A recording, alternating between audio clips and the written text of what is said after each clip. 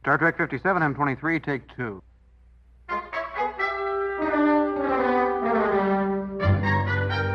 It's got Star Trek. Episode 19. Picard Season 1 wrap-up. So, what do they like, this new crew of yours? Well, I would have to say they are decidedly motley. There's been nothing but drama since we left Earth orbit, and I'm told it's been continuing since I saw them last. They seem to be carrying more baggage than all of you ever did.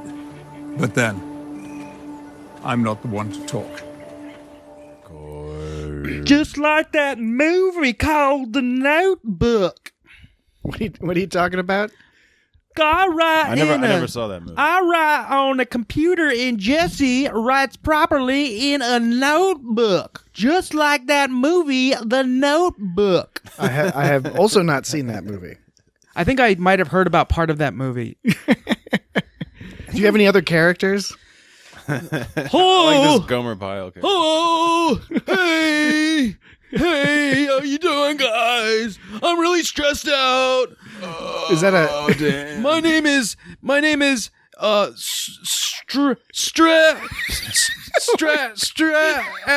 Stray SD out. That's my name. Stray SD out. That's my character's name. I'm really stressed out. My name is Stray SD out. SD out. Mr. SD out. First name Stray. Do you have any Star Trek related characters? I mean, it doesn't have to be a Star Trek character. Do you have like a Mr. Mott character? Mr. Who? Mr. Mott. Mr. Mott? Yeah, he's the guy who makes all the applesauce on the Enterprise D. Oh, you got the Motts? Makes blue apples though. Oh, he's the. Oh yeah, he's That's not applesauce. He's the hair cutter. He's like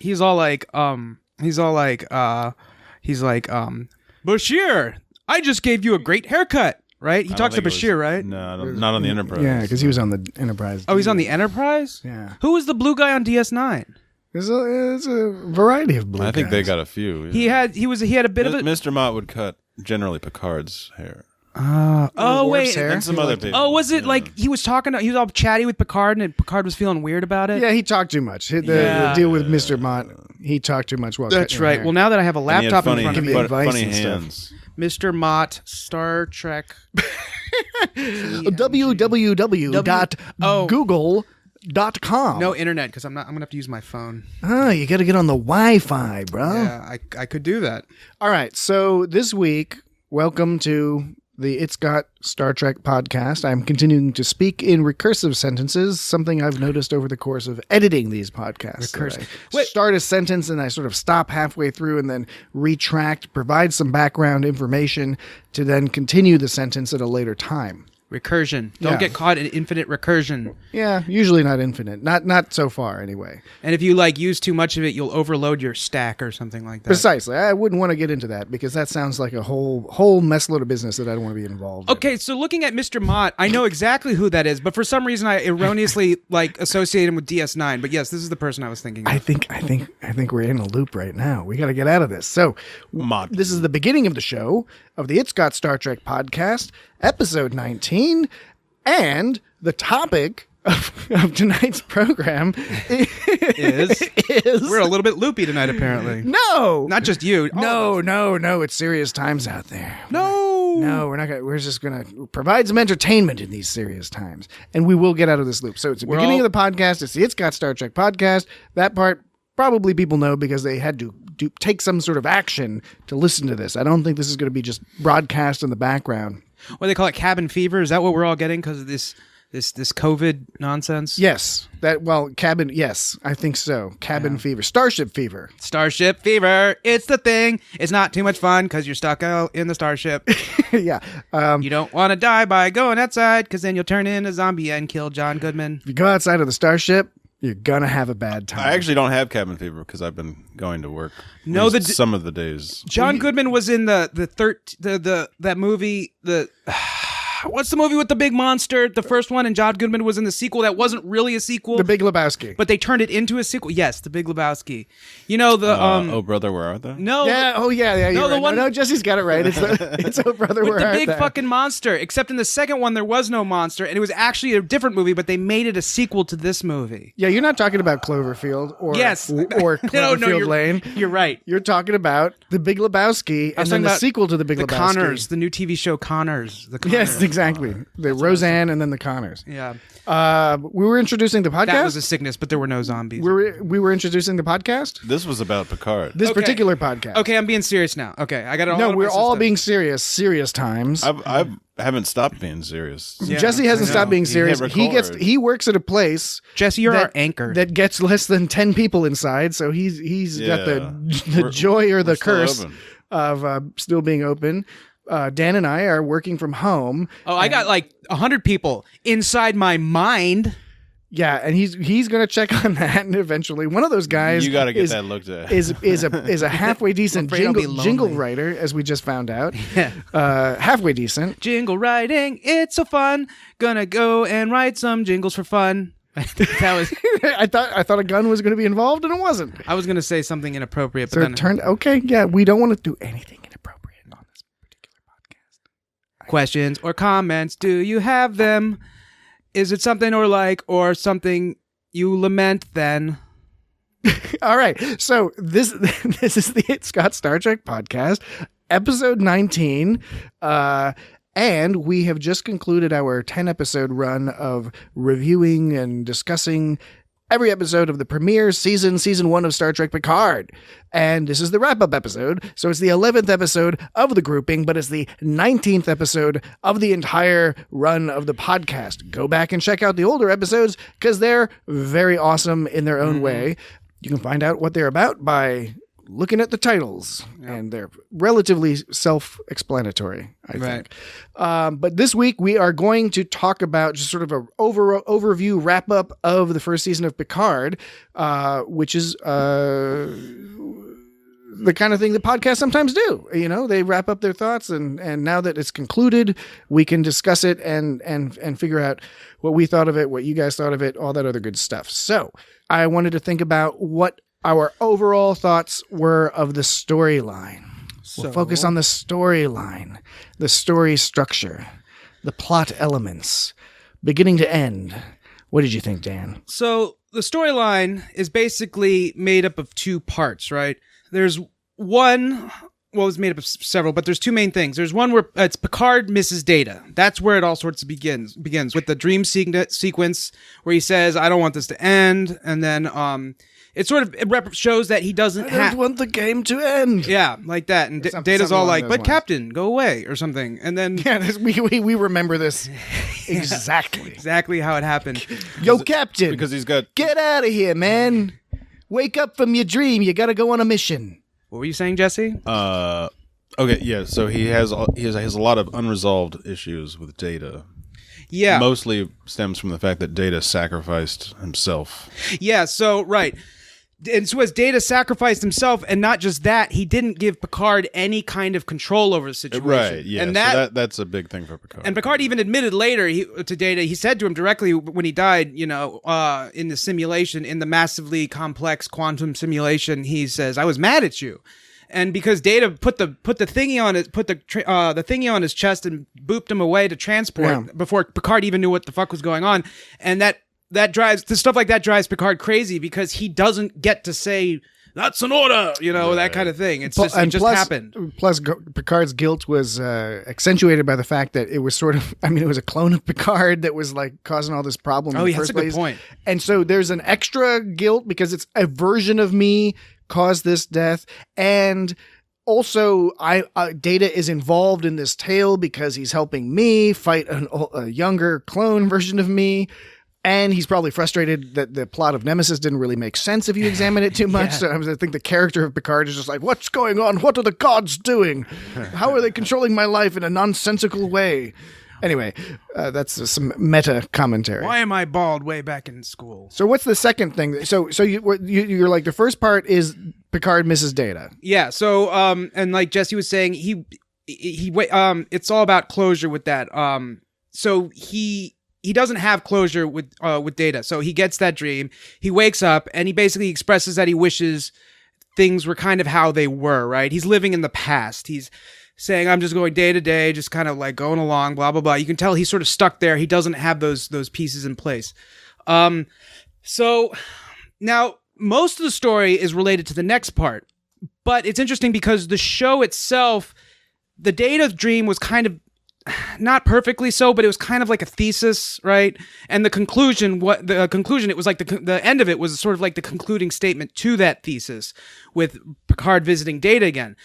And there was very little interaction between Picard and Data at all throughout the episode. There was like one more dream. I think it was like in the first episode or something. Where was it that he saw Data painting? Yeah, it was also then, I believe.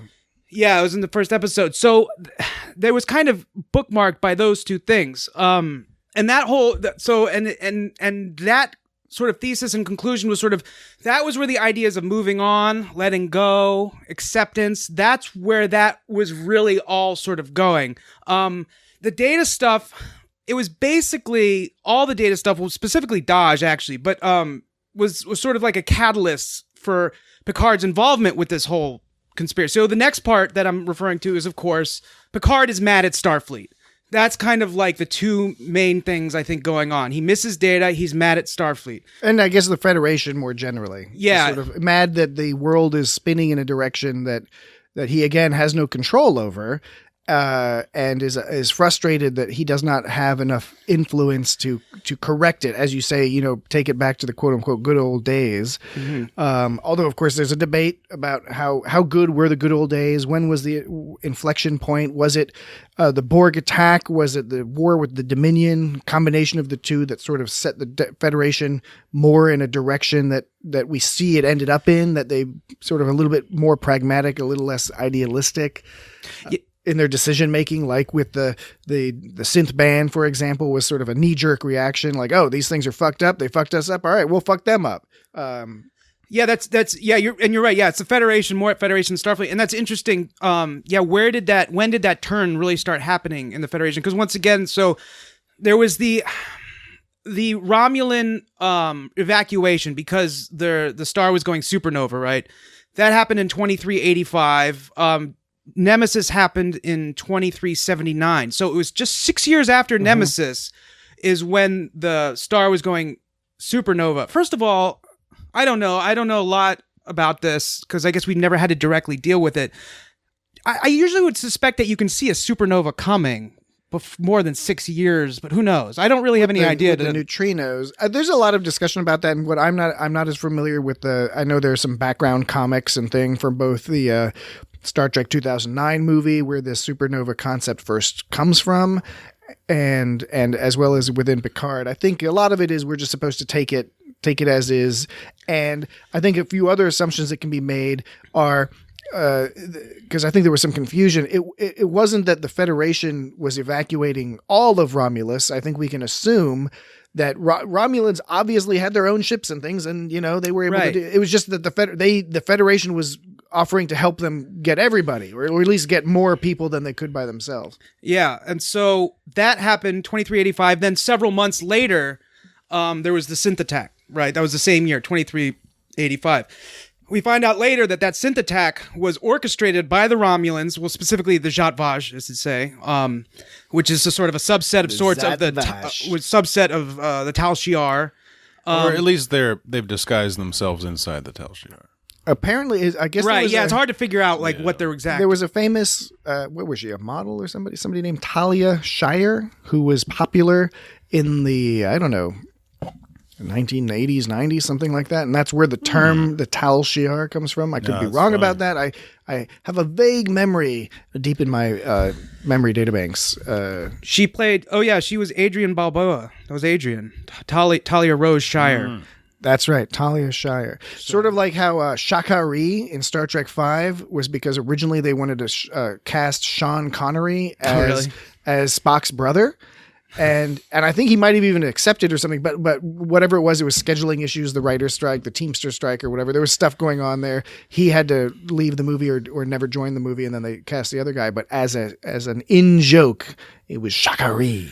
Was the weird mystical Vulcan voodoo they were doing. And for the Treaty of Algeron, that was inspired by the explosion of Alderaan from Star Wars, right? I'm just being a stupid. No, actually, I don't think it could be because I think it was mentioned in the TOS episode. It was like in 1960. It's an old. So Star Wars treaty. Or 1966 or 67. So Star Wars took that from Star Trek. Yeah, you Star Wars guys, you're taking our shit. It's a different world. Word. That's a different world was a great show as well. Had Sinbad coming from. Alderaan is different. Alderaan. It's a different word. I'm just saying it sounds like the Nemoidians. It's a different word, but it sounds the same. Oh my gosh! So the Nemoidians. Yes, you're right. I know. Is that related to Leonard Nimoy? No. Please, I'm actually welcome of any criticism because I would. I'm just being a goofball. This guy's welcome. Hey. I'm sorry. I wasn't trying to shut you down or nothing. No, I want to hear about the Nemoidians. I also welcome criticism of Dan. Even though they're not a Star Trek alien. Well, Nemoidians, they were the I almost said Asian, the racist sort of. Was that Phantom Menace? Yeah, Phantom Menace. They're called Nemodiums. Nemoidians. Were they trying to slag off on Leonard Nimoy? That's what I think. That's the impression that I get. That's crazy. I think so. I mean, I don't know if they actually were, but that's what they were called. All right. Well, let's continue on with our overall thoughts, and we don't have to detail all the parts, but the thrust of the plot, as Dan noted, Picard's sense of lack of control, sense of failure, sense of remorse to the death of Data and to the death of the synth ban and the failure to do the Romulan Armada rescue. A lot of that stuff all happening to set the stage. And it was interesting how they did not do like some other stories in other TV shows or maybe even other ideas of Star Trek where, Deep Space Nine and Voyager start with like a text crawl basically. And they could have done a lot of that in this show and gotten more into the action, but they decided to take 3 or 4 episodes to get going, and they were laying all this groundwork, character groundwork, and story ground, like all these story elements, and instead of giving them all to you like in the first 5 minutes of the first episode, they kind of laid them out. Yeah, but they were, on the other end of it, all that stuff was kind of resolved pretty quickly. I mean, so the Data stuff, like I was saying, it was basically the catalyst for Picard's involvement with all the conspiracy and the intrigue and Federation and Tal Shiar and all that. It's the reason why Picard got involved in that stuff. All of that stuff could have happened, and Picard could have just said, screw all that, I don't care. Yeah. But Data and, like I said, Daj, were the reason he got involved in all that stuff. Now... What do you think of all that stuff? All that stuff? Well, so all that stuff that's happening... That stuff that his journey, this is one of those all about the journey kind of things. All that stuff is the reason he's able to find closure with Data. So the story begins with him like talking with Data. That all sets it up to inspire him to push him to go through all this, all that crazy stuff, and all that crazy stuff. Even though it got kind of ended and cut off quickly, and certain things got thrown out, that was the reason he was able to find closure on Data. So they kind of fed each other, which was kind of interesting. Well, and if you take it down to its bare bones, right? What's the story? Picard gets swept up in this adventure, gets in like a typical adventure story. He gets involved because he wants to help this third party, right? Who then gets killed right away, which is a little bit different and interesting. But by that point, he's already involved. But then the fundamental story is, as we, that I think is still not entirely clear, is basically this ancient message. It's viewed and interpreted by a few different characters who come to differing similar conclusions, but from differing perspectives on what's exactly happening, that you can shine this beacon in the sky and some advanced synth race will come and do something. We're not entirely clear on what they would have done. It was supposed to be bad news. We're meant to assume they would, at the very least, be antagonistic towards biological people. And Picard's, all the actions that intervened between Picard leaving his farm, his vineyard, and the end of the series were all leading to that. They were all interacting with that. You had the Romulans, the Zatvash. Of course, you had Picard and his crew that he gathered together. You had the Borg and how they were sort of tangentially involved and then more involved.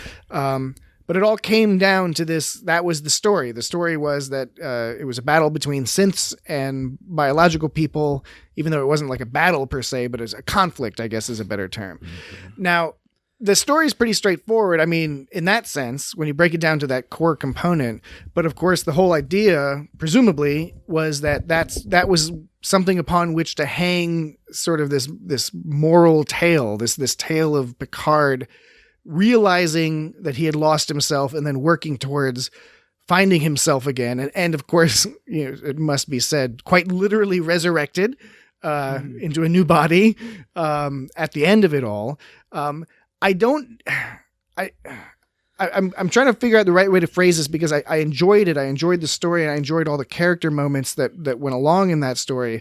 But there are certain points of the story, like the resurrection of Picard, that I don't know if I'm kind of like missing a point or if it's just meant to be sort of an ephemeral point or if they were making like more acute points. And again, admittedly, I could just be missing some of the things that are being presented there. Some things were more clear than others. A lot of the guilt stuff was more clear. A lot of the aging and like shaking off aging and finding a new purpose in life, that was more clear.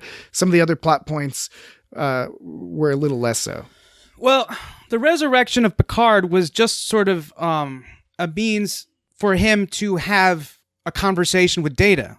Like I said, get closure. That was the whole purpose of that point, right? Yeah. And he couldn't move forward with his own life until he was able to get that closure. So real quick, what do you all think? That being said, what do you all think about this idea? I was thinking, I forget if I mentioned it last week, but this idea that it almost seems as if they thought of the scene between Picard and Data in that simulation first. And built the tale around that, built a tale to lead them to that point. I could be wrong about that. It could have been the reverse and that just sort of opened up. But it seemed to me like, as you noted, Dan, the whole season is bookended by Data, just like the first episode. And it's that scene is so interesting and really note perfect. Those scenes of Data in the simulation, both with Picard and when he's dying, it really everything starts to make sense. Like in reverse, as if you think from the perspective of they wanted to get here, and so this was the story that came up with to get here. Yeah, I can. It's sort of like the Jat Vaj synth, the whole Starfleet Federation story. It was kind of like It's like the lettuce that allows you to get like the delicious blue cheese Data into your mouth, and Daj was the fork or something. So like these are some kick-ass I think they're metaphors. Yeah, so Daj, right? Daj was the fork. Yeah, Daj was the fork because she was the one. Data was like kind of like the sort of the objective is like, I need to get to Data. I miss Data. I need closure on Data. I don't know how to resolve this issue I have with these hangups I have with Data. And then Daj just kind of comes along and it's like, hey, I can lead you on this trail. And he's like, I don't know what you got to offer, but I think I can get more information about Data about this. And then the Federation just acts as sort of like this. It's like the obstacles, basically. It's like she's traveling, like helping Picard get through like these. It's sort of like the obstacles that he has to do to get there along the way. But it's all about getting to that. When I say getting the blue cheese Data into your mouth, it's all about getting that end scene. Just real quick, do you regularly eat blue cheese with a fork? Well, that's why you have lettuce. Is you put the blue cheese on the lettuce. Oh, okay. Yeah. All right. No, that makes sense. You can also use a checks out chicken wing. You can use a chicken wing, but the problem with that is the chicken wing is delicious by itself. Narissa is the chicken wing. She's the chicken wing. That actress is not British. Who, Narissa? Yeah, she's American. Ah, the old reverso. She's doing a fake British accent. Yeah, because British accents are evil. Mm-hmm. It's sexy. Well, she had to match up with the other guy, I guess. So that's true. That's a good point. Tread away. I mean, have you ever had a wedge salad? It's just a freaking no. It's just a quarter. It's no. You've had a wedge salad. I've heard of a wedge salad. It's just a Caesar salad. I've never ordered one. Side salad. Right. So my point being is that salads are generally a scam. I've never had a Cobb salad. Okay, we're not get off this. This is not the point I'm making. I knew a guy who used to order. Awesome guy, wonderful guy. Always ordered a fucking Cobb salad. I like a nice plate. He looked like he enjoyed it. I'm looking at that thing and I'm like, I don't understand it. I like every component. I just don't want them mixed together like that. If you look at a wedge salad, it's just a quarter of a head of iceberg lettuce. Yes. Right. And it's got blue cheese and bacon bits. All Yes, right, I've seen it on menus. yes. The only reason for that Declined to order it. disgusting piece of lettuce is to get the bacon and the blue cheese in your mouth. Yeah. And so that's what I'm saying is like this Preach whole it, brother. this whole story of intrigue was just to get the blue cheese data into your mouth. Because, and that goes back to what you were saying, Patrick, about how it seems like I don't know if this is true, but it's very plausible that the end scene with Data, they could have started from there and been like, we need to have a proper funeral for Data. And then, like, we need a Picard show. We need to somehow have closure on Data. We need to somehow... People were a little annoyed by... were pissed off by Nemesis, generally speaking, right? It left some a bad taste, you know, so you needed some... Sort of like some blue cheese that's gone off. Yeah, off some old, nasty blue Right, cheese. because somebody called it, and I forget who it was, they called it Star Trek halitosis. Some film critic. Some film critic back in the day. It sounds like something maybe Ebert would have said. Yes, somebody, yeah. Fairly prominent film critic. So Star Trek halitosis. So it's kind of feels like everything in a way was constructed just to get there. Because all the stuff kind of like there was plot points that were kind of dropped. Like Narek was there, but then all of a sudden, where did Narek go? Disappeared. Where'd Narek go? Where did Narek Where did he go? He was Where did there he fighting go? the good fight, fighting those androids. Ramda, like, okay, it wasn't clear on Ramda. She was the one who went crazy. She went crazy from the admonition and then proceeded to run get assimilated by being a captain of a starship. Well, they didn't. I don't even remember. They didn't specify whether she was a captain or not, but she was definitely aboard that ship. And then presumably when she got assimilated, that did something to the Borg. And maybe it was just making them go crazy. That's the assumption from the facts presented in the show. So, and I feel like they didn't really explore that terribly much. I guess it was just a reason to have the artifact there in the first place. But it's kind of like, it was like, why was it? So did she go crazy from the admonition first before she got assimilated, right? So she got crazy from the admonition. I believe so, yeah. She lost her mind from the admonition and then... She was probably a little bit unstable before that. Yeah. Maybe she was a little on the... On the hoo-hoo side. Little loopity. The whole idea of the Kajaga, or what were they called? The Krav Maga? The Krav Magas. Are you talking about the baklava? No, they Kwat Malat? the Kawat Malat. No, They teach baklava, which I wanted to know, does the Zat Vash have their own version of baklava? It's got like cashews in it. No, they have that, or they have like some sort of weird like chocolate baklava. So nobody really wants. It's not that it's bad. It's just not as good as just regular old baklava. So the Chikalagu, those were those celestial synth gods who themselves were like a spiky metal snake serpent, right? With the clankety gnashing teeth and other clankety clanks. That was the Romulan name for that type of demon, right? Or it was either that demon or like the Chikalagu is what was released by the Ranmadan, right? Ranmadan? It kind of keeps saying Ramadan. It's not Ramadan. Gamadan. Gamadan. Jesus. The Gamadan released Chicago. Okay, no, the Gamadan was a monster, but they have the horn from the monster, and they use the horn to call the... No, I thought the Gamadan was the Rapture itself, and it released the Chicago. It was both. I think they called it the Gamadan. Okay. It's also the Hell Beast or whatever that Narek described with such detail. Yeah. So, and it's like kind of like that got dismissed. Really, they just because they set it up so it was case dismissed. Like it was going to be. We weren't sure it was going, but that was dismissed. Maybe that'll be there next season. I don't know. I think there are a lot of things here throughout the series, the season, that you can see where if this was an old school 26 episode a season show where they would have like a whole episode that would just be a flashback episode with Ramda on the board. Yeah, too, right. You know, that there'd be stuff you would see that we're not seeing, and that's not necessarily bad because in any when you're doing a world building type story, you do want them to have little threads of other things where you can either imagine yourself what happened, or they could pick up on it in a future season or in a comic book or something like that.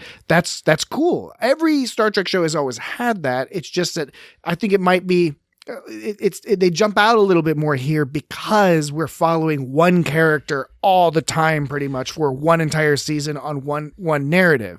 So these little offshoots, they pique our interest and we notice them more than things in past shows like TNG, for example, where they would totally come back a couple seasons later and pick up on a character in a way that you're like, oh, cool, I didn't even think about that, because there was a lot of other stuff to pay attention to.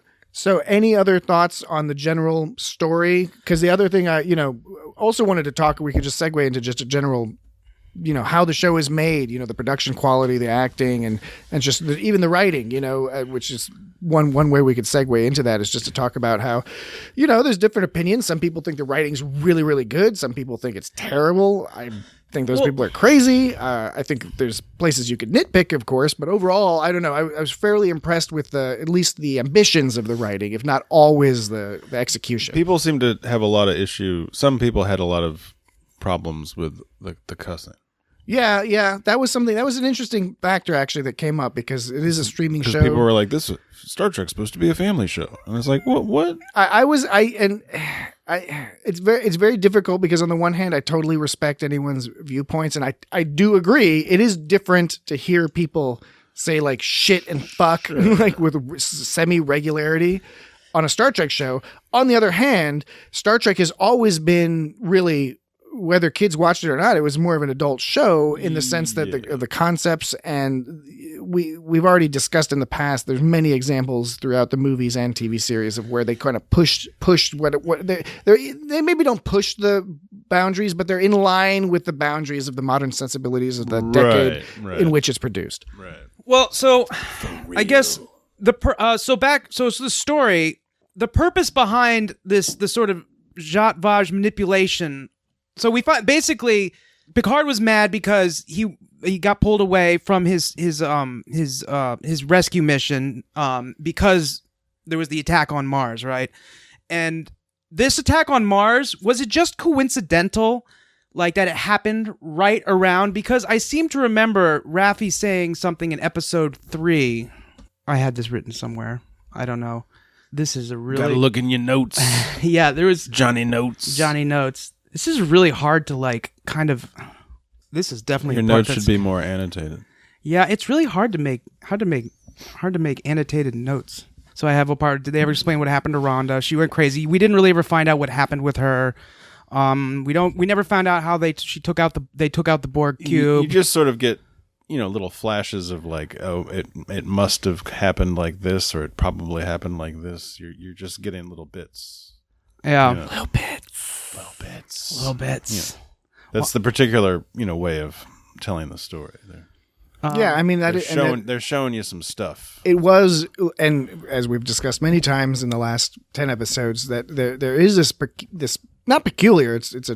It's not that unusual, but this idea where they would kind of introduce you to concepts or ideas or pieces of information that you didn't fully understand until later. And obviously every story is like that in some sense, but this was a more particular, like it would be like Picard has left Starfleet, and then here's the reason why. But then we kind of find out more and more that the initial reason is not complete. And then like you we see have to hear more and more about it. Actually like when he left Starfleet, like a few episodes later, and the actual process behind it. Because in this case, it's key to the tale that he was so insistent on doing this Romulan rescue that he put his job on the line. He said, "If you don't agree with me, I resign." And he was shocked to find that his influence had waned at that point, or at least interest in accommodating him had waned to the point where they said, "Okay, see you later. We're not going to do it. You're just one dude. Sorry." So yeah, what I was trying to find before, and that was like painfully uncomfortable trying to find that. I think Raffi said this. She said the Romulans didn't like the growing relationship with the Federation, and they knew. Didn't she say there was some kind of secret going on? She didn't like the growing relationship with the Federation, and the synth war would create problems. Or did I say that? I thought Rafi's had some kind of like conspiracy thing going on. She definitely had a conspiracy thing going on. I can't remember if I said that or she said You that. see this happening a lot when you have two old enemies and they're going to start being friends. You have interests on either side that say, well, we don't want to be friends. We want to keep things going where we're just fighting each other. Star Trek 6. I mean, it happens then. It happens in lots throughout the 20th century, throughout all of human history. So, yeah, I guess so. The main thing is like, why was the Mars attack happen so shortly after the evacuation? I think that did it just seem like a good time to like because there was a lot of confusion going on? I think that a weakness in the overall storytelling here, and it's a minor weakness because I think it was in some ways intentional. Because the idea is we're focusing on the main part of the story. We need some motivating factors for that story, but the details are less important. Now, we're Star Trek fans and nerds, of course, so we are interested in the minutiae of all these things, and so that it instills emotions of disappointment in us when there are either inconsistencies or insufficient details for us to get a hold on what exactly happened. And I think in this season, your point illustrates that it is not 100% clear even by the end of the season. We know now that, at least according to Rafi's theory, we don't know 100%, although the facts seem to line up, that O infiltrated our Starfleet and rose to a sufficient level where at the time of the synth thing, she was able to reprogram the synths to attack the Mars stations, the Mars colony stuff, and with the purpose of trying to get the ban put on the synths, which was successful, right? It mirrors in some ways the idea of the Russian involvement in the 2016 election, right? The idea that you can use soft power and trickery to change effectively the domestic and foreign policy of a group, in this case the Federation, right? So that's what we think happened, but as you note, was it related to the fact that the Federation was trying to help and that was a threat? Was it just the synths threat that was the threat? Yeah. Was the timing incidental or coincidental?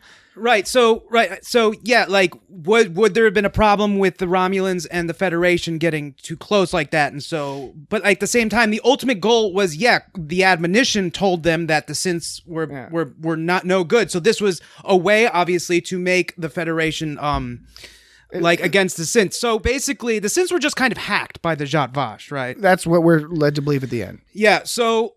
Yeah, and I guess that's what we're led to believe because it wasn't really talked about why, what it was caused, but that's not really that important. Again, it isn't strictly speaking. If you know what it is you got to look at it and it's fair for people to come into a show with different expectations than what the showrunners are going into it when they're producing the show, in the sense that the showrunners very clearly had this hyper focus on the story of Picard. They had this particular story they wanted to tell and involving his relationship with Data, etc.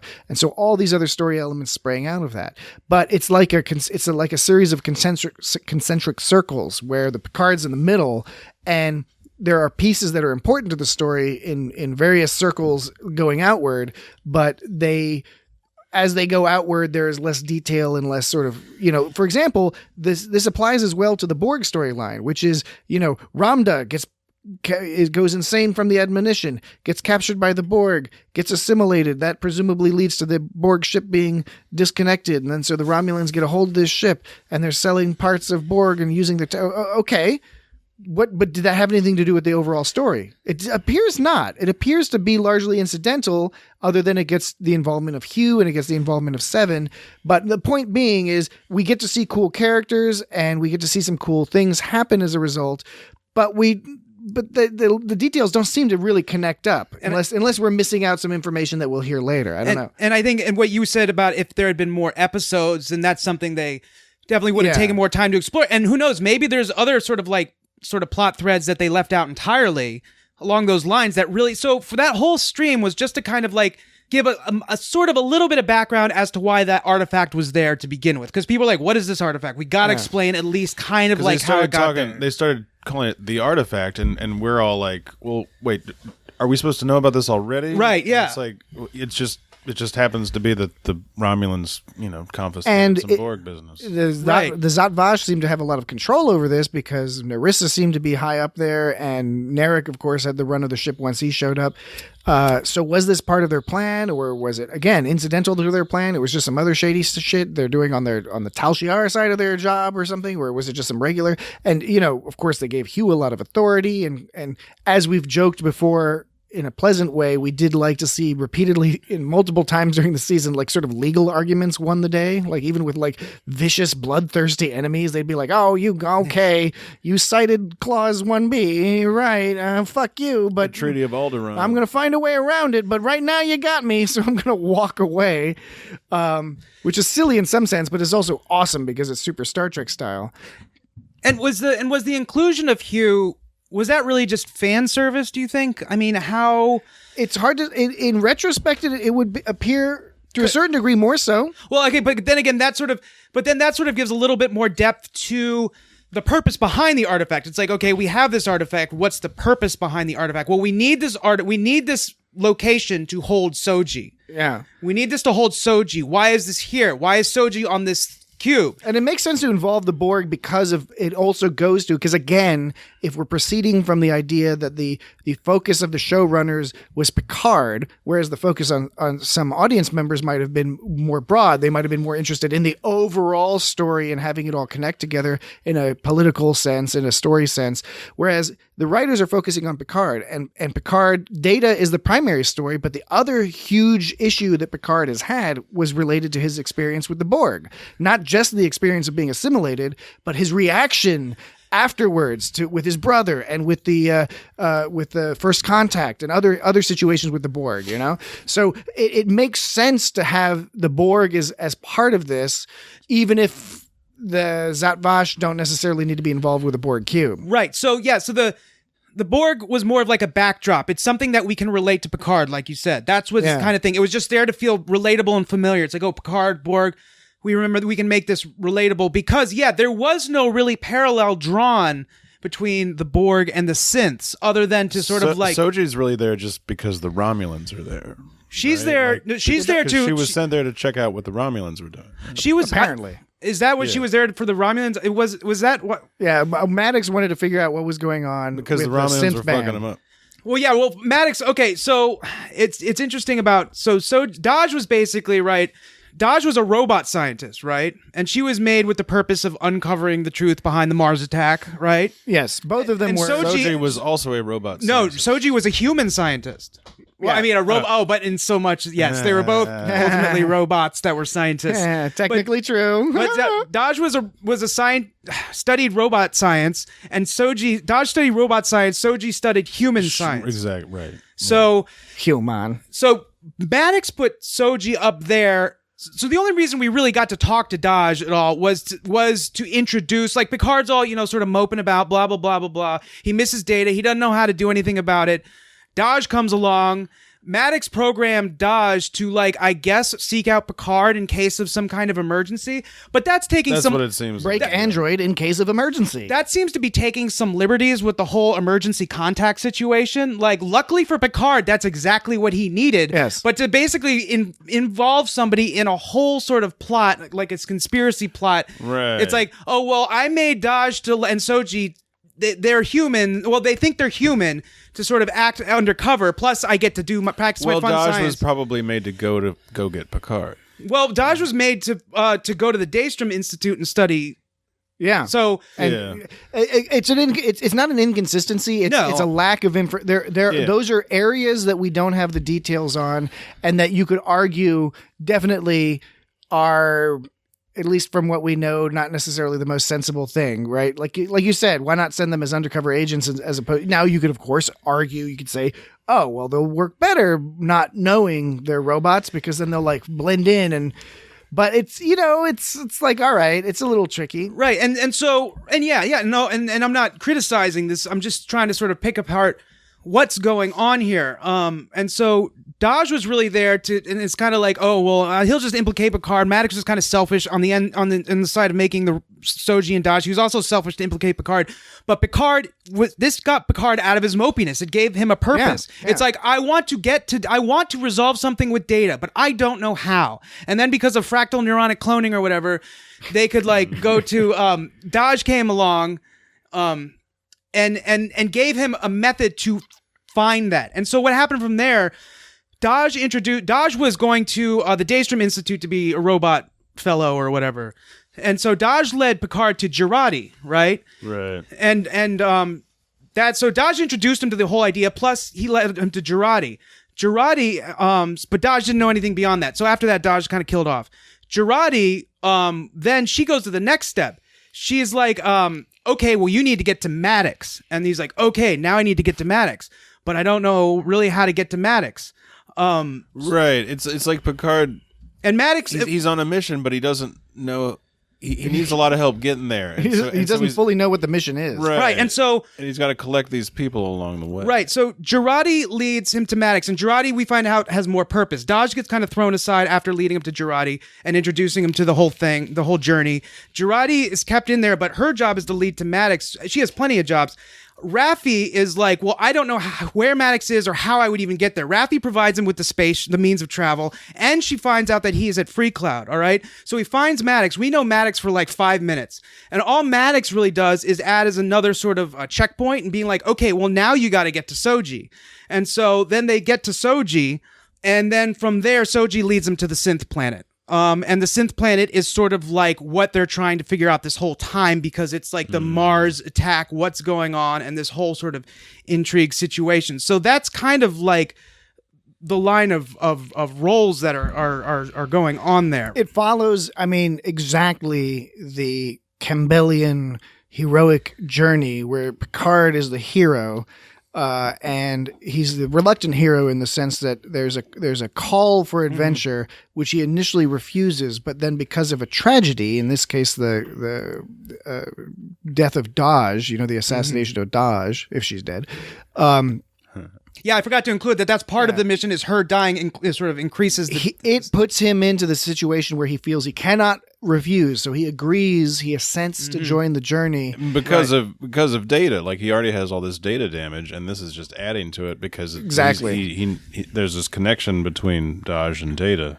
And it's just blowing his mind. Mm-hmm. He's just like, oh my God. It pulls him into the adventure, and then again in the Campbellian model, he encounters a number of obstacles which he overcomes, and then at the end he returns changed. Now, he doesn't return home at the end of this season, right? Which is interesting. I kind of thought they were going to bookend it with him arriving at home. It makes sense what they did, but I think that's part of what made it feel in some ways a bit of a curtailed ending. Right. It was that it didn't have that closure of, like in the Lord of the Rings, the Scouring of the Shire, where now he comes home, literally changed person, but literally or metaphorically, the character has grown because of the course of his adventure and returns home a changed person. We didn't get to see that part. We didn't get to see him coming home to number one and Loris and Jaban. So I think that was we missed out on that a little bit. Yeah, the whole last episode could have been split into a few more episodes. Yeah, I think so too. And when you said curtailed, that made me think of, like, for example, all of a sudden, okay, well, we were able to dismiss Commodore, now General O. We're able to dismiss her and her 218 ships, or Romulan ships or whatever. They were kind of just able to dismiss them in about 10-15 minutes, right? With the mirror, flowers, the wacky flarbulotic synthetic snarbulator that the synths gave them. Remember that tool? Oh yeah, that tool that made them to do the Super Picard maneuver, and that combined with Riker, they kind of went away. All right. Then they introduced the whole idea of the synthetic robots, right? They kind of go away. Their point, so it seems like this story, it wasn't really, it's the resolution of the story. It's, yes, humanity was saved in a sense, but that's not really the point. The synths were saved, but that's not really the point. It's not even really a story of like acceptance between two cultures. it's really about a story of Picard's journey. Right. It's about Picard being saved. Picard being saved. Yes, Yeah. definitely. Exactly. It's about Picard being saved. And then, like I was saying before, it brings up, issues of trust, like letting go, control, and other things like that. I mean, you could say Picard left everything, like the refugees, Starfleet, Raffi. He left all those things because Data left him. He did that. In a way, this is sort of like a season-long version of that episode, Family, which is what happened, in the Best of Both Worlds Part 2, was followed by this episode, Family, which is where Picard goes, the Enterprise is being fixed up because of it just battled the Borg cube and all that. And Picard has just had the surgery to remove all the Borg implants from him. And so he goes back to his vineyards. The first time we see it, we meet his brother, we meet his nephew, we meet his sister-in-law. And that story was necessary. The writers at the time, when you look it up, they felt it was necessary because Picard had just gone through what was clearly a hugely traumatic experience. And they needed to get back to episodic television where Picard is the captain saving the day, right? Right. And being calm and collected. That's interesting. And they were like, we have to have some bridging episode because that won't make any sense to just have Picard be fine after that, right? You can do that under most Star Trek terms and under episodic television to a degree, but like the mental and physical rape of being assimilated by the Borg and being the cause of death for thousands and thousands of your colleagues in Starfleet, they needed something. And so that episode was a chance for him to made Sisko hate you. Yeah, that makes Sisko hate you. That's right. But he actually, he breaks down and cries at a certain point in that episode when he's wrestling in the mud with his brother. Yeah. And it's a great episode, but it is just the one episode. And then the next episode, Picard's back to being effectively normal. And we only see occasional hints, like in First Contact, about where we see how the Borg impacted him. Hugh, of course, Iborg, and then the Descent two-parter. We see hints of those periodically.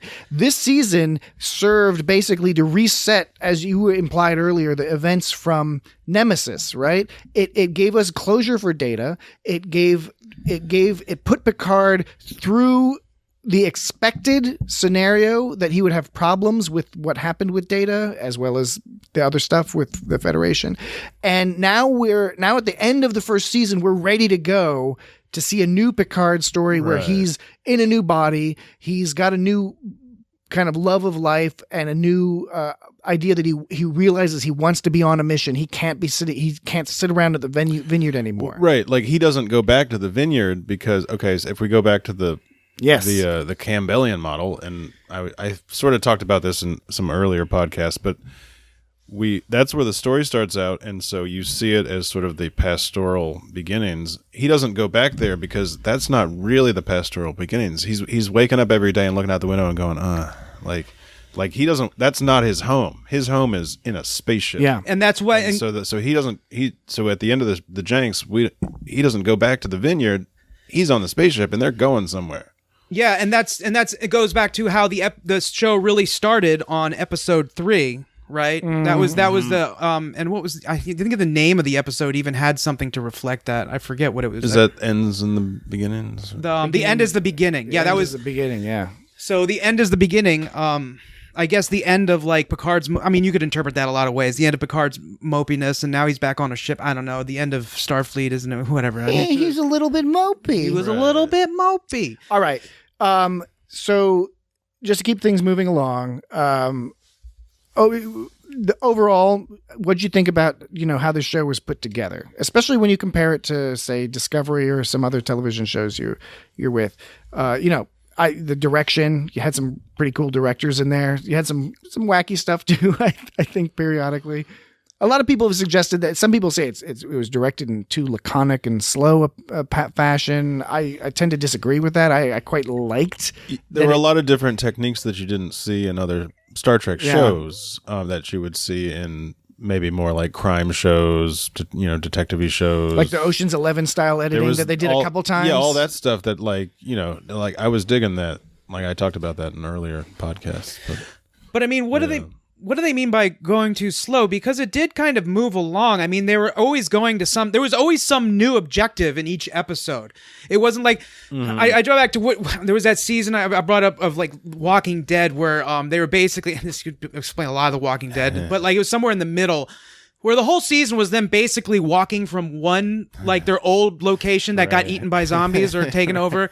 And they were walking through the woods to this like place that was supposed to be some kind of paradise. It might have even been called Sanctuary or something. Yeah. But it was like 5, 6, 7 episodes of them just walking along this path and little shenanigans kind of happening on the side. That was right. They get to the place and it's like they're just eating people. Yeah, and so like it didn't.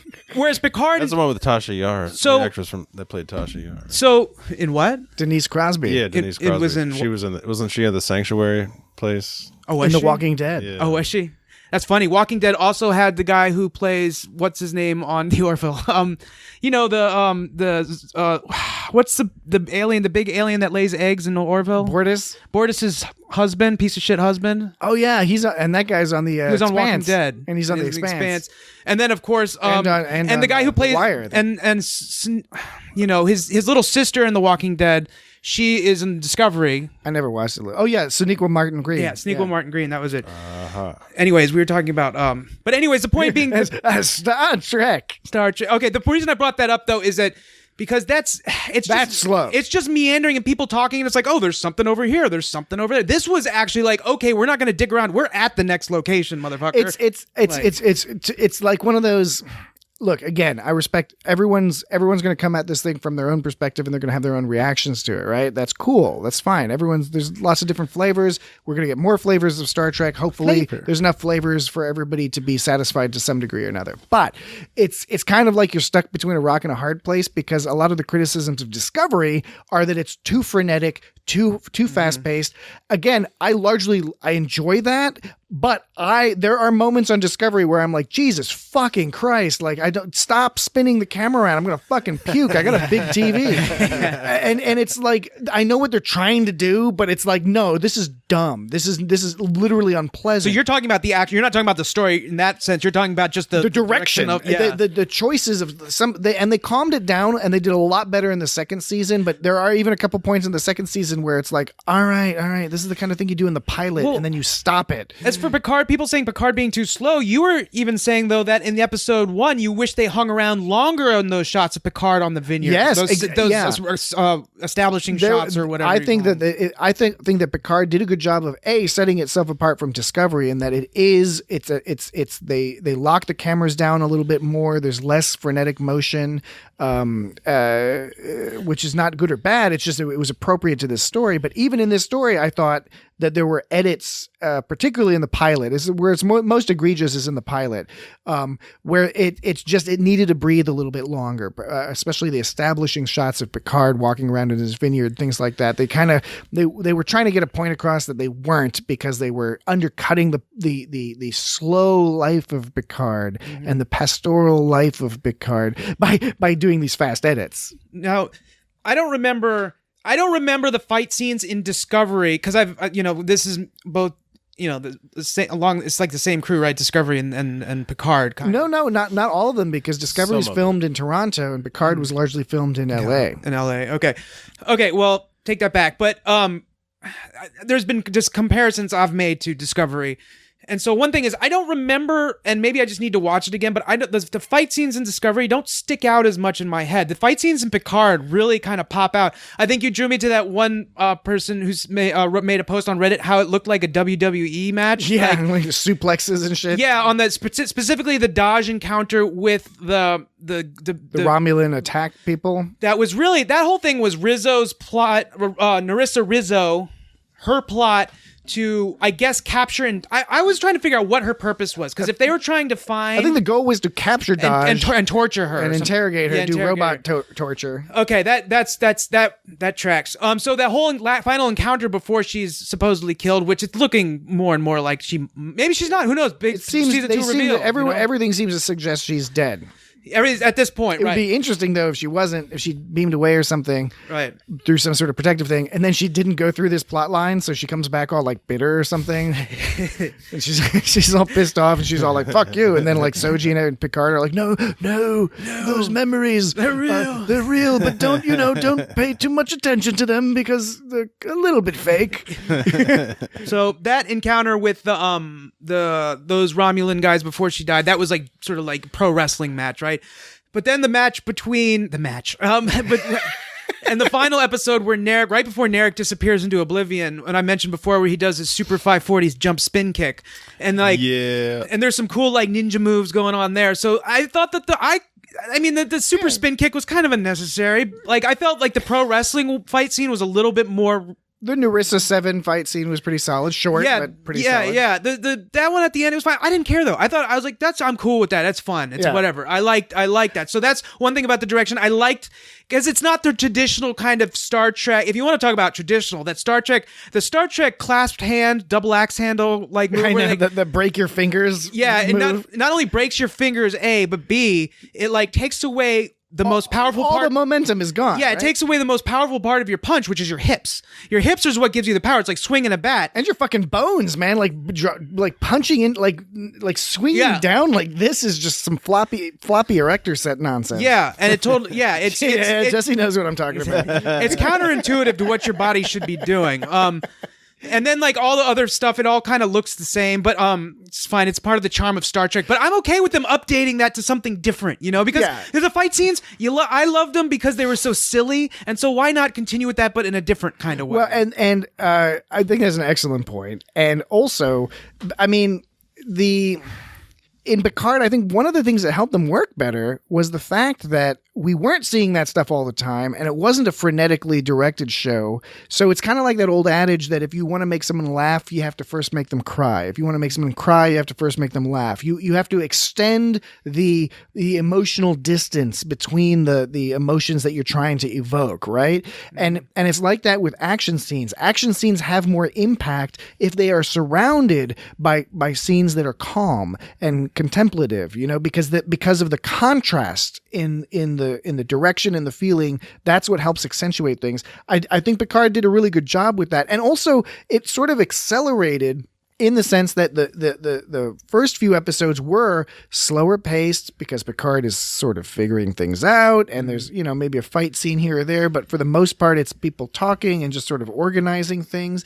But as things progressed, then the style changed to become a little bit more action heavy, and they also would make adjustments. Like, for example, the whole Stardust City Rag setup was completely crazy, where they really went in a different directing style, and they played into the kind of goofiness, even though that was also one of the more violent episodes. I was actually about to bring up if any of you guys really thought any of the episodes sort of had a unique direction, each one, or if they all kind of kept a common theme. And one thing I was particularly thinking about was Stardust City. That stands out to me. That stands out as sort of like a different kind of style of what's going on. That has Bjayzl, right? And who's her sort of purpose there was sort of like to give some sort of challenge, an obstacle to get to Maddox, who led them somewhere else.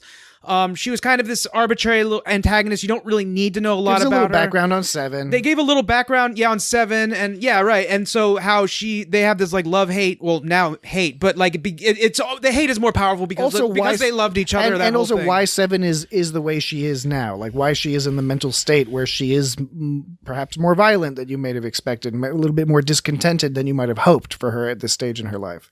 Yeah, right. So that was kind of like that whole episode, but it did have a different sort of. That was really the first episode that gave you a different sort of like cowboy vibe of kind of. You're going to a funny like planet that's like it's like some kind of Mos Eisley Las Vegas planet. Exactly, which is weird to think of. I know Star Trek has pleasure planet. What's the Risa, right?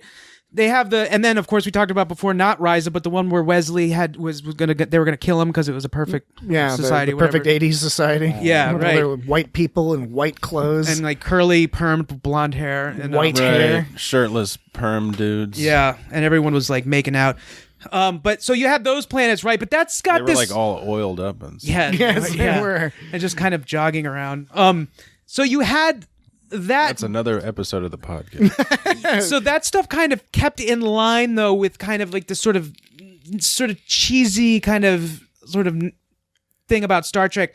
This was your first chance at getting, like you said, Jesse, something more like Mos Eisley, something because one of the charm A of little bit more sinister. one of the most charming things about Star Wars is just the grit, how things are Absolutely, grimy, yeah. and how all the futuristic mechanics are dirty, and you can see that they're not all clean. And that was the problem with Star Trek has tried to get to Mos Eisley a couple of times since Star Wars. Deep Space Nine is like fundamentally, of course, it's quickly converted into a Federation style, so it has a little bit of cleanness to it as enforced upon it. But it's the first to really introduce that concept with it's like bubbling under with like there. Quark, the idea of gold pressed latinum. They're not holodecks; they're hollow suites where they're just used for sex, Rented, rented for sex for and murdering people and all sorts of other horrible things. unless Jake uses them and then he plays baseball. Oh yeah, he plays baseball. Yeah, he's with his doing dad. a lot of other stuff in there. Yeah, I bet. Talk about storylines they left dangling. Ha. Hey, adolescent Jake on the holosuites. Oh, hanging out with Nog. Is the Fucking some Orion chicks. Is the angle of the dangle directly or indirectly proportionate with the heat of the meat? I heard it was directly. Is it directly? Okay. I think we would have to do an experiment to confirm that. Yeah, let's do it. No, wait. That's another podcast. Is it indirectly or is it? It's got dangles. Which it depends on where. Well, sorry, it depends on where you're measuring the angle from. Are you measuring it from like? Okay, never mind. That's not really It important. depends on the heat of the beat, I believe. Heat of the meat, or is it of the beat? It's the beat. I thought it was the heat of the meat. The beat. Well, the other example in Deep Space Nine actually is the honor among themes. Sorry. No, thank you. I was paying attention to all the dick talk, and I'm cool with it. No, I'm glad what you did. I'm you did totally what you cool did. with it. I'm totally cool with it. But I thought it was an appropriate time to mention another example of sort of the Mos Eisley grittiness factor is the Deep Space Nine episode Honor Among Thieves, right? And that's the one where O'Brien is sort of roped into by Starfleet intelligence to go undercover with some guys who are sort of tangentially associated with the Orion Syndicate. And so we get a sort of inside view on one of those guys. Oh man. Hey, I'm part of the Orion Syndicate. But it is another example where we do see this side. It's one of the first examples, really, in a serious way in Star Trek, where we see this outside of the Federation situation.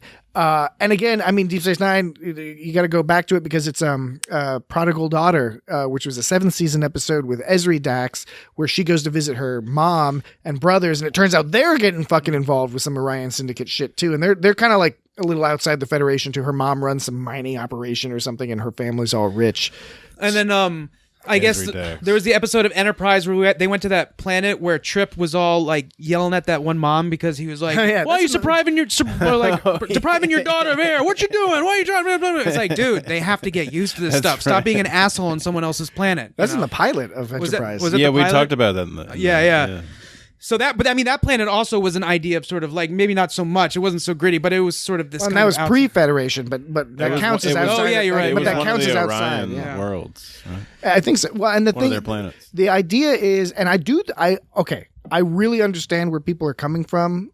That there's some criticism online that people were expecting a Federation show. Like they were expecting, even those that were saying like, yeah, of course Picard is different and old and retired or whatever. Like we'll accept all that, but we still wanted a show about the Federation. But that's not what this was. They wanted like Worf and Geordi and Riker and Troy. Or at the very least, Federation starships and not just copy and paste. That was a big criticism that's getting, in my mind, is actually getting more annoying that we're just like, all right, that's just the same shit. But the point being is a lot of people were expecting that and didn't get it, and there's a frustration there. I am really excited that we didn't get that. Yeah. As much as I totally want to see some fucking Federation ships and some Federation action, but we've had multiple seasons of that. Even Deep Space Nine was largely that, and it got it had some other influences. But this was this had to be non-Federation because Picard had a problem with the Federation. He had to find his salvation outside of the Federation. Right, and it's not just arbitrary that they did it that way. So wait, first of all, Exactly, absolutely, it's made sense. People wanted it to be more like episodic, basically. No, not serial. Okay, yeah, no, there is a group of people who wanted to be more episodic, and again, the understandable viewpoint. Because the whole point of this show, I mean, the show is, like I said, it's less about that whole like intrigue battle and all that intrigue on the Federation and the synths and the Zhat Vash. That was all just a means for Picard to come to grips with what happened with Data. Yes. And Data was a reason for him to get involved with that. So they fed into each other. But his two major hangups are Data's death from Nemesis and the rejection from Federation. Those are his two. That's what the show is about. People didn't want the conflict, and they wanted some hot Earl Grey and some make it so. And some that's traditional Star Trek, right? Is not so much sort of like interpersonal conflict, but they got rid of that like in halfway through TNG. You know, So, well, when Roddenberry died, basically, you know, So. Both of these things, it made him feel powerless, right? So Data warped Picard away. He didn't have any power in that. And so he threatened to leave Starfleet if they didn't let him continue to do what he wanted. And they were just like, go for it, do that. And so he didn't have power in that. This whole thing was about, killing his ego.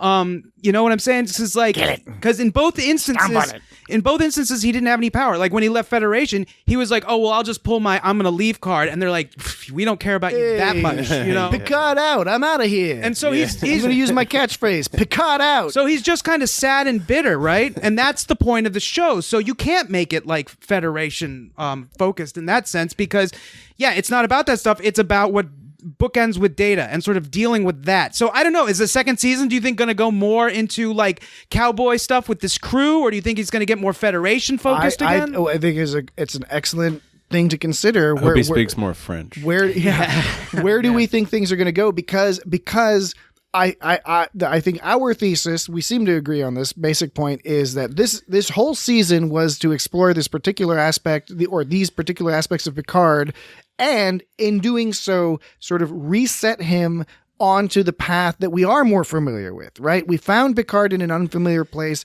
He is now in a more familiar place in that his confidence is back. He's healthy and he's empowered by these people he's met, these relationships that he's kept.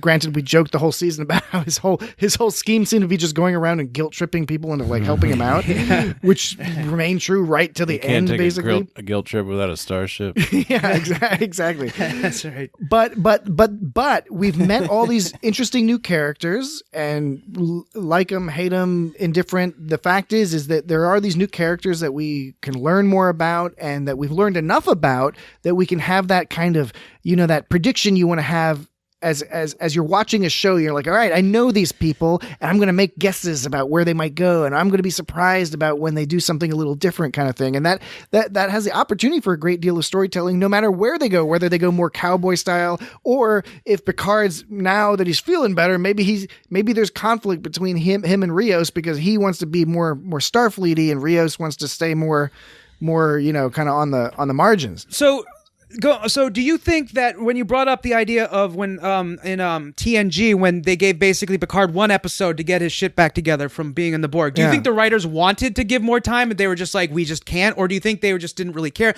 Like, maybe this, because like if they just went on with the show at this point without addressing Data, I mean, they never had Nemesis Part 2, which they originally wanted to do, but like it didn't work out. So they needed maybe, I wonder if they incorporated anything from that into the show. Well, you could think about, okay, I mean, just basically saying like they could just move on and not really address the Data thing, but this is like a really way to address the Data. Like you said, introduce new characters. They better I want to see some Crandall, some Captain Crandall. Yeah, I know, Captain Crandall. The whole fucking season should be about Captain Crandall. And if they go back to more traditional Starfleet kind of Federation stuff, they can like they've like you said, they've sort of given him his confidence back. They've given him his sort of like they've made him relevant. They've sort of given it context to what's happening. Yes. So you're not just kind of like, okay, we'll just buy into everything's been the same this whole time. It's movement. Now, here's the thing. We can imagine this is fiction, and you can literally come up with whatever you like in fiction. True. It's fiction. You can say whatever you want, right? So they could have done a number of different stories,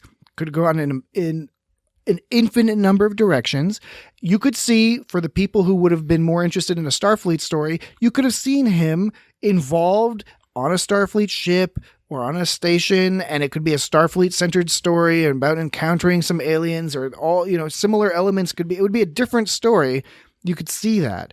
I think that obviously it was a choice they made to get him away from the Federation, because that puts him in a situation where not only is he older and has physical infirmities, and he's removed from his Starfleet and Federation influence, right? Those are two ways he's different. The other thing is these places he's going, even though in some of them he has some familiarity, because of the time that has passed, he doesn't know what to do. It's not like being the captain of the Enterprise where you're patrolling around and you sit around all day reading reports and getting Starfleet intelligence fed into you and you know all the details of the whole sector. He didn't understand basic things about what was going on in certain sectors, because why would he? He's not involved in that stuff. So he was stripped to his pure Picardness in that sense, that in order to win this, it was not the Starfleet intelligent feed. It wasn't having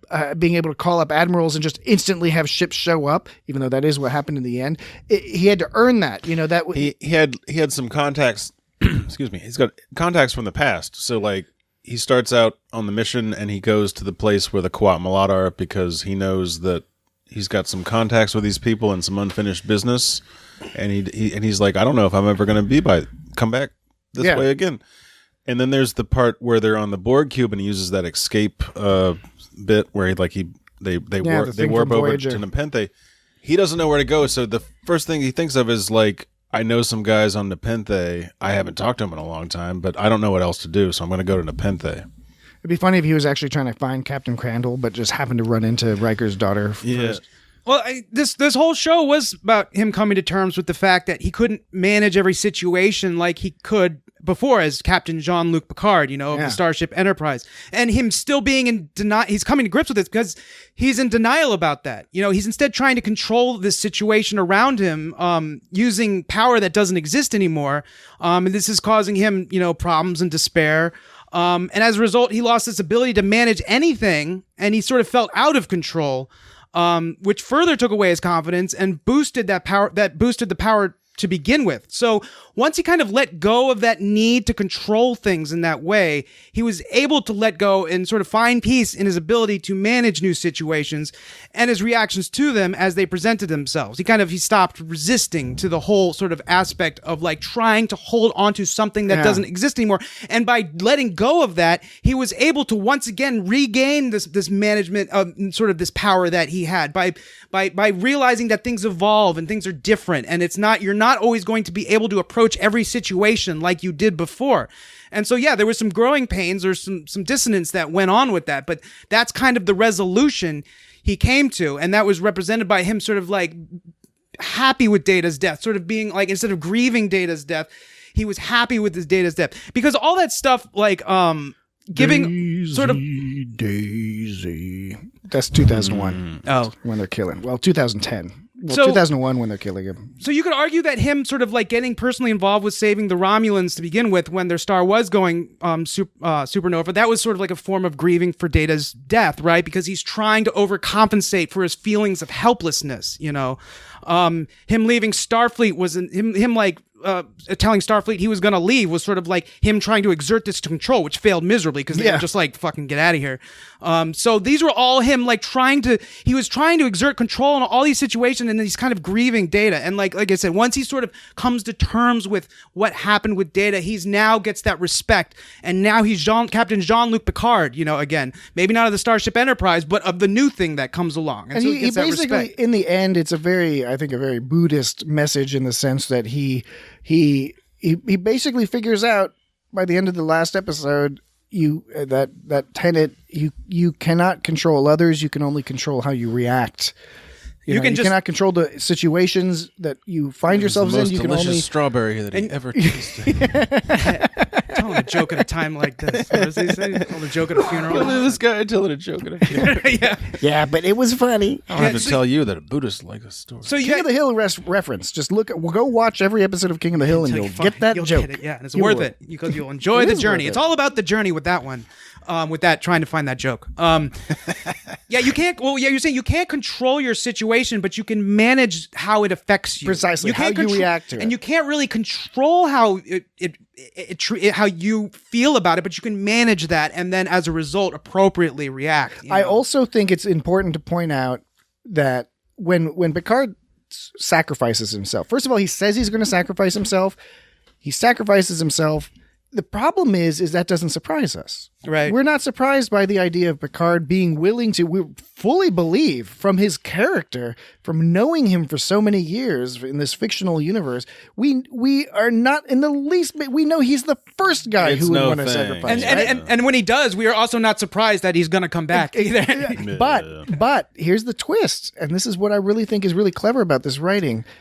And the directing and the acting, how they portrayed this, because he does have an unexpected sacrifice in the sense that he sacrifices Data.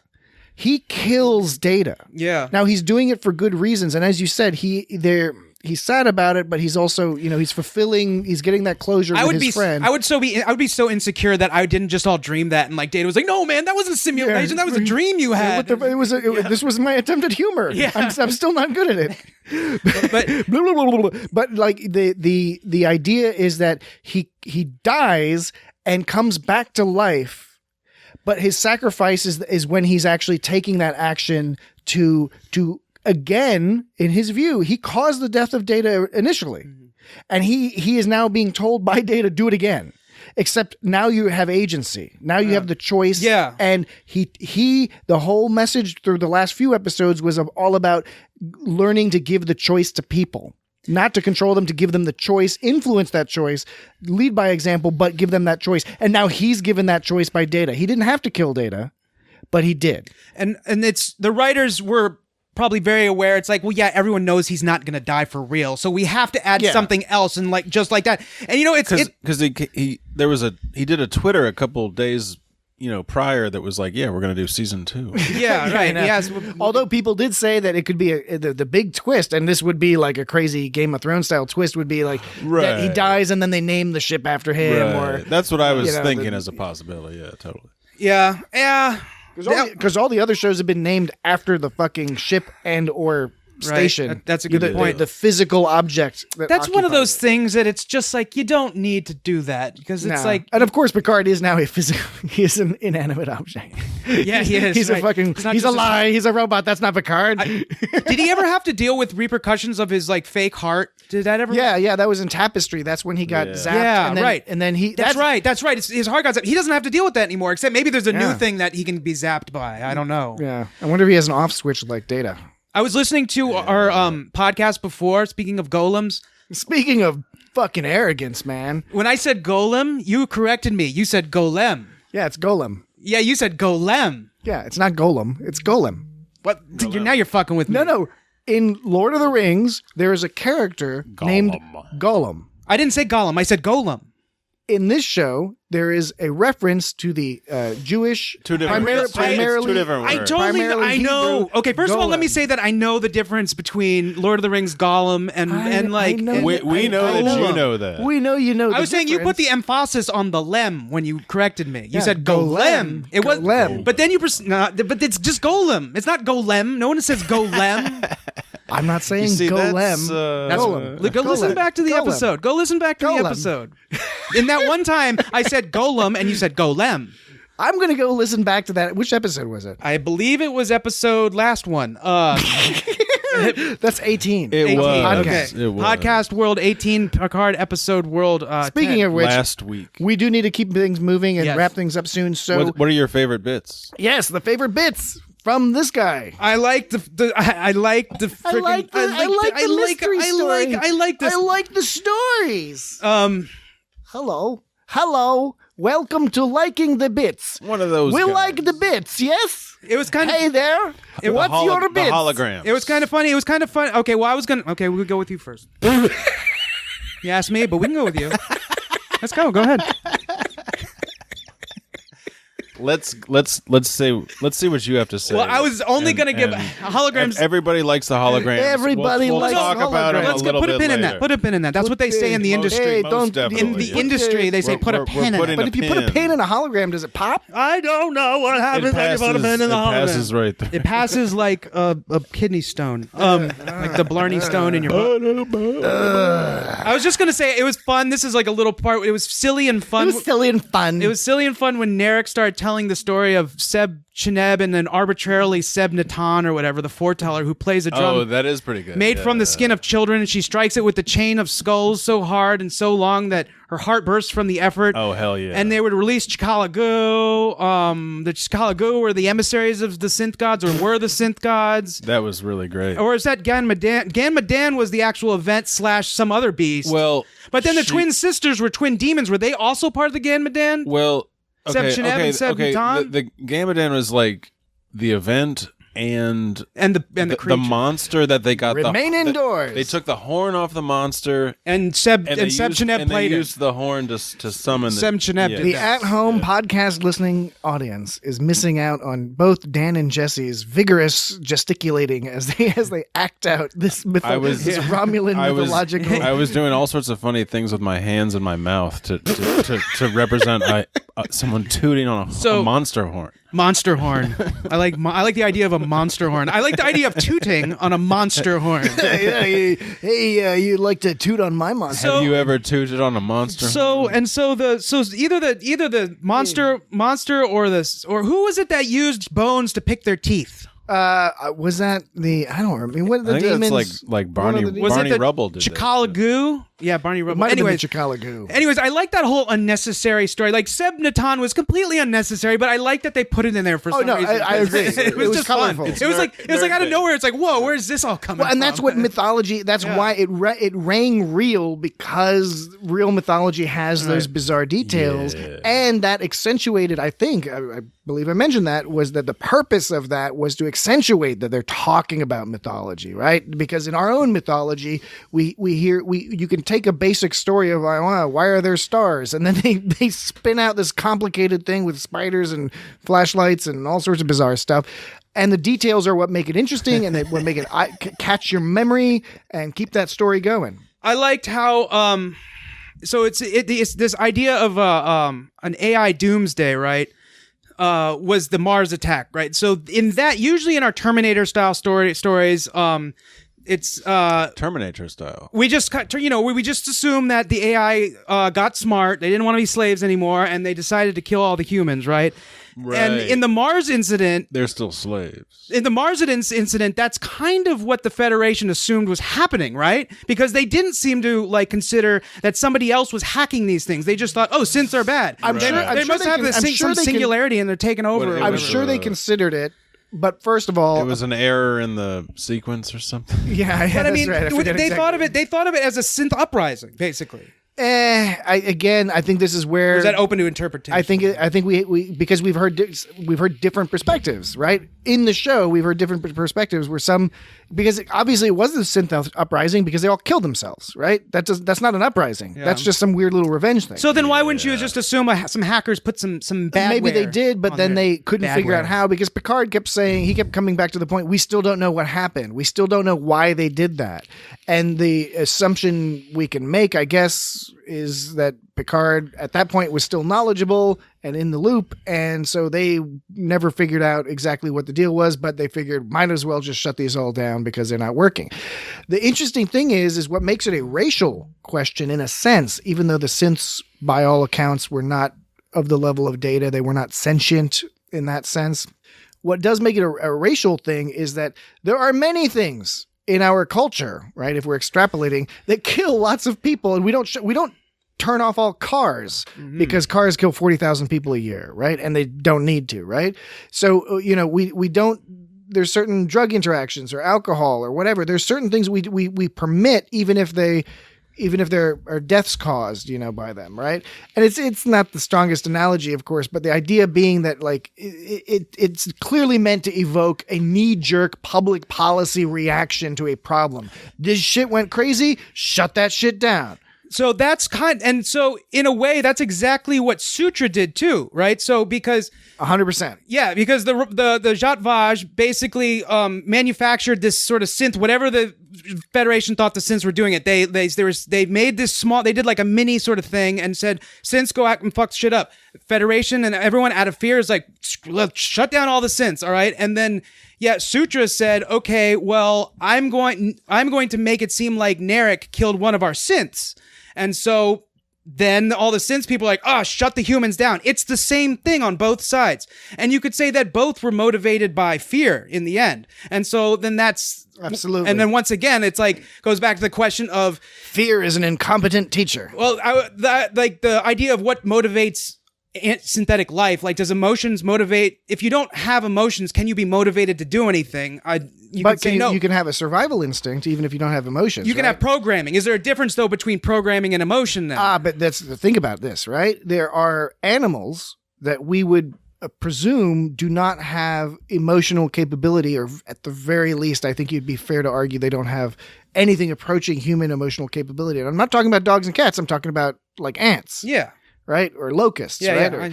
Yeah. But they don't want to die. But they don't want to die, and they will do crazy, insane things to not die. And that's what I'm saying. Would you say that that's more due to programming, hardwired programming? Well, that's kind of a again, in this case, but you know what I'm saying? Like, is that hardwired into that, or is that programmed into them? Versus, is emotion something totally different entirely than programming? So again, in this particular plot point, what we're really discussing is the motivations of the various people involved in the show. Mm-hmm. We know they were hacked. The Starfleet might even assume they were hacked or something, or they did it by themselves and then shot themselves for some reason. But whatever the reason, one argument you could make from a meta perspective is this is a dangling thread that maybe it would have been better if they explained it better at the end, or if it made more sense. Or you could argue that what they're really making the point is that no, the Starfleet, Picard is right. The reaction that Starfleet had was not the correct reaction. A blanket ban of anything is not a sensible response. Right. And that's the point we're supposed to draw, and the analogy we're supposed to draw to current events. Yeah, no, I totally agree with that. And that was like kind of, I was going on a tangent about, I was going on a tangent about how the synths reacted in the same way to Sutra's plot as the Federation reacted to the Jat Vaj's plot. Although they didn't even they were both due to fear. And I was saying, is fear an emotional response, or is it a survival response, or is it both? Because fear is an emotion. So, but don't forget that there's no reason to suggest that the synths don't have emotional capability, just like Data and Lore and most androids we've met in Star Trek, in fact, have some level of emotional capability. And it's like, how surface level is it? Why would you program them into being fear? Is it just so you? Yeah, and more basic emotions might in fact be more easy to manipulate. And I guess you could just write that off and say, oh, well, that's some quantum shit that we don't know yet, or something that can be unpredictable, or it was what was necessary to tell the story they wanted to tell. Just say it's quantum. Quantum. Oh God, it's so frustrating when people say that. Just say it's quantum, and it means like all this shit happens that you don't understand. Yeah, well, that's exactly what happened. Emotions are just a result of a quantum box. Isn't it like when people say random? It's like this. No, I think that's a phrase teenagers use, or maybe 20-somethings now at this stage. Well, yes. What's so random? But people could say quantum. The quantum stuff is what you hear a bunch of psychics and like a snake oil salesman be like, oh, this uses quantum energy. It's like, yeah, it's a word people know is a real word, but they don't know what it means. It means something, but they say it to mean like, oh, well, if you don't understand how emotions work in a synthetic, just say, well, it's quantum programming, therefore we don't know the results of our code or something. You know? All right, so anyways, whatever. That's getting a little your far favorite off. bit was that. Jesse, your favorite bit, because we're totally going to wrap this up eventually. They didn't. Sorry. Real quick. Last thing about that is they once again they tried to use Saga's death to motivate them. They really should have brought in Flower and Jana, but I guess that was old news and they couldn't be inspired. They referenced it, but because that was directly a response of fear. They were killed out of fear. Yeah. Whereas Saga was killed as a ploy. Anyways, whatever. Go ahead. Sorry. All right, Jesse. What was your favorite bit? Or multi bits. That wasn't my favorite bit. There's a couple of things. You mentioned your favorite bit, Dan, and then you talked about a bunch of others. It's not the fact that we're getting all this stuff about like Romulan like mythology, all this weird stuff that we just never even considered was existing, and like, you know, so we're getting all this weird stuff about like you know the Romulans are this adversary, but you don't have a lot of detail about what's going on there. And they were so monolithic for so much of their right. They're monolithic, and then so description. there's all these weird little sects, and they're definitely in a different position at this point in history. But like you see all this stuff that you didn't know about. There's the Kuat Malat, and there's all this Jad Vash, and they have this crazy ass mythology that's all like they're freaked out about some synths. That was really cool. That was like you got like a whole bunch of that. You got like there's more stuff about like weird Romulan things than there are about like other like alien cultures almost, besides like maybe the Vulcans or something. Yeah, they packed a lot into or the here. Klingons. I mean, you learn a lot about Klingons and Vulcans, and you learn some Ferengi stuff. But then like this show is like you're getting all this stuff. You about got a Romulans. lot of angles on Romulans in this show. Yeah. I agree. I think more so than all these even different types of Romulans. There's Elnor. There's the whole Northerners thing with the like. Some of them have the head thing that explain the bizarre decision in TNG to be like, oh yeah, Romulans have heads. They have funny heads now. Yeah. The other thing I liked, of course, was all the holograms. I was going to say that's and Rios and you have lots of in Star Trek. You have all these like crazy eccentric characters that some of them are one-offs for an episode or one one episode. Sorry, two off. some of them The like, elusive three some off. of them like you're able to do like there's the mud guy, like he pops up in The mud guy. I thought you were being racist for a second, but in fact, you're talking about Harry Mudd. Harry Mudd. He's in there's some TOS, there's some animated series, there's some Discovery.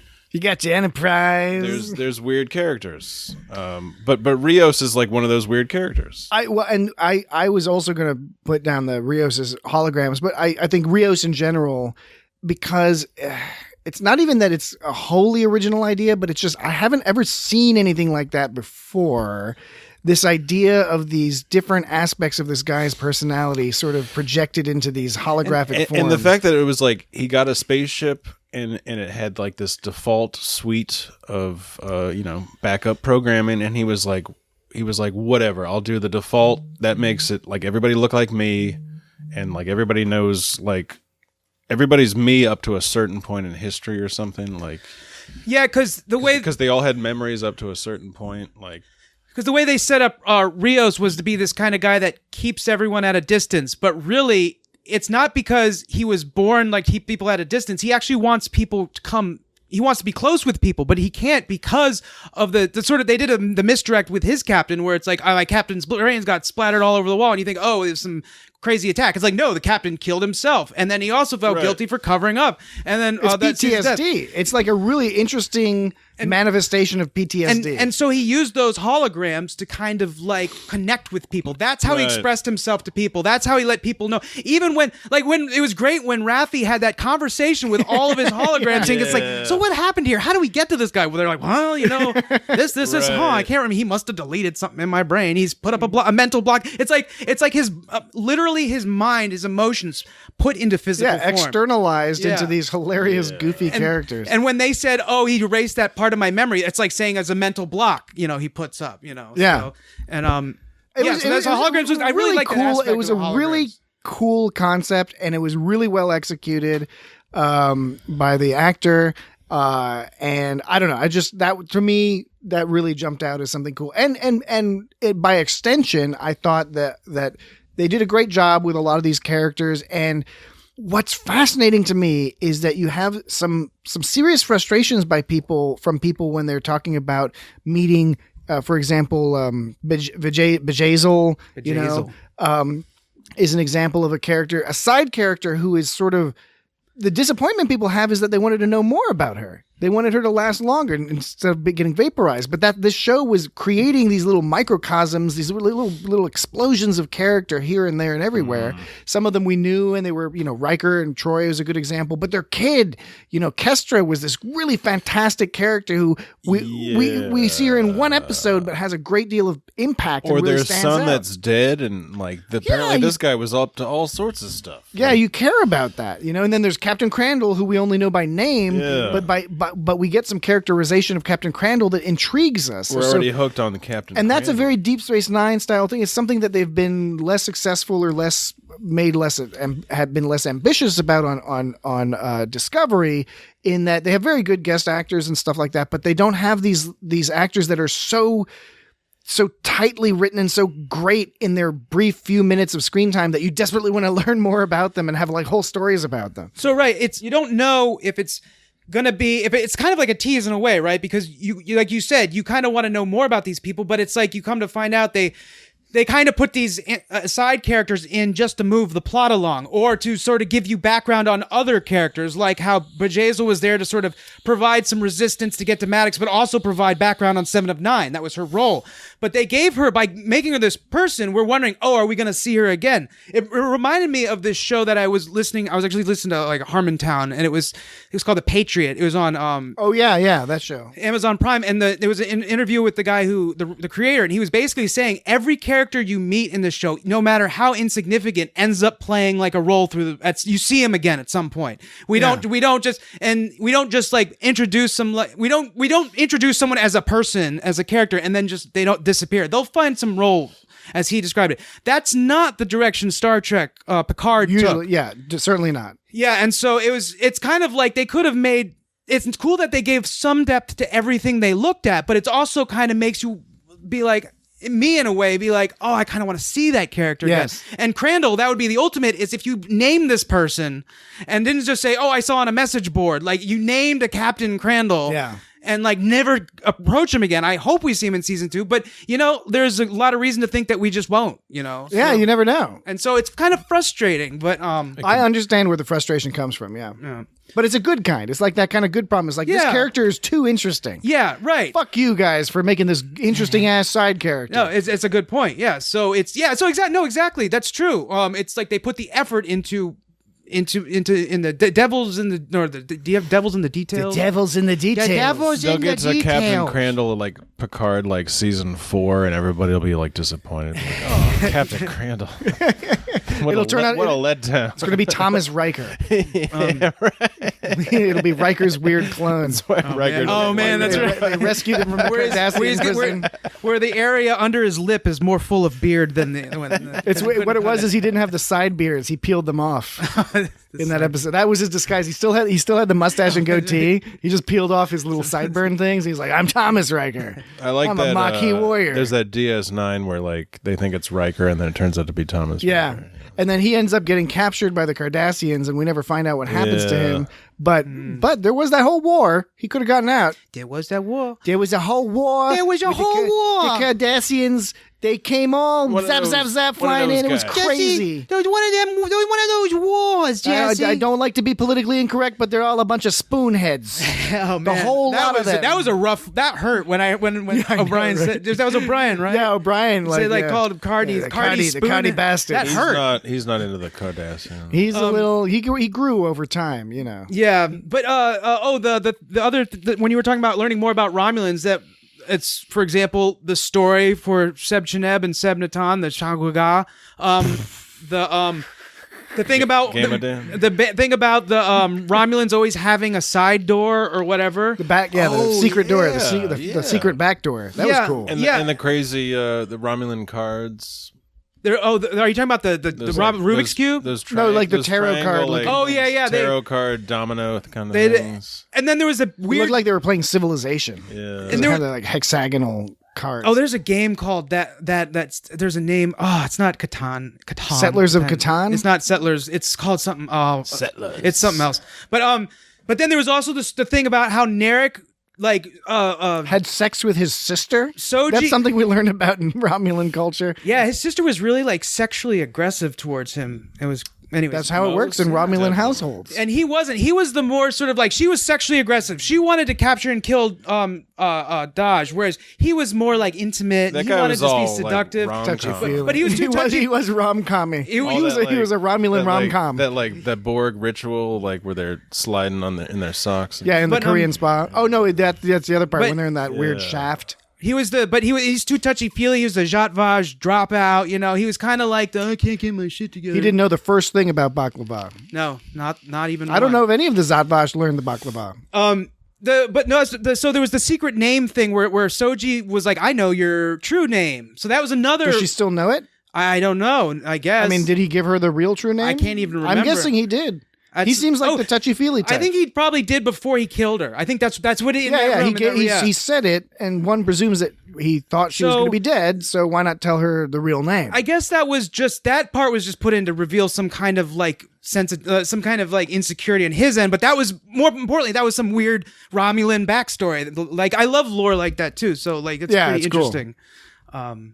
Yeah. So, speaking of, do you remember when Narek first met Soji?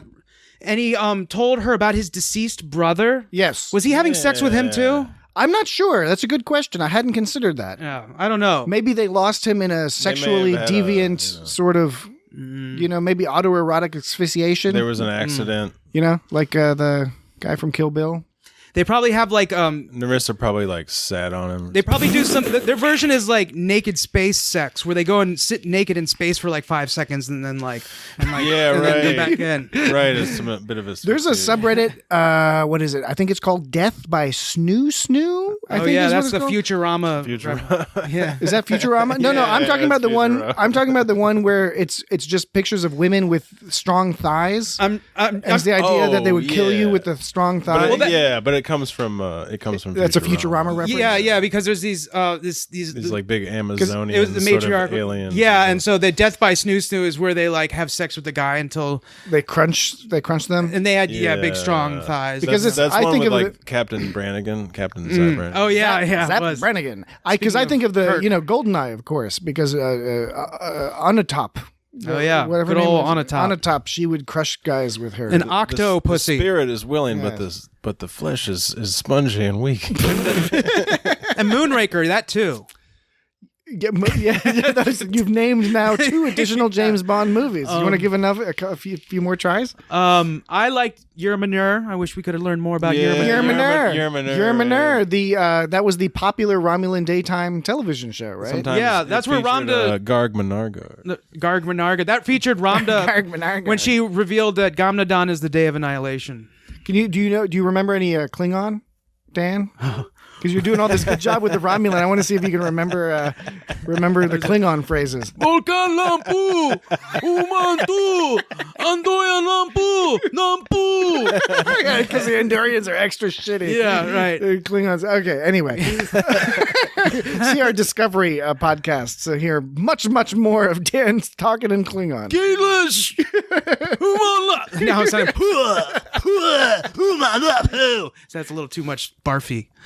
Yeah, a little bit. Fandango. Yeah. All right. So, any thoughts? I guess before we wrap things up, just any thoughts on season 2?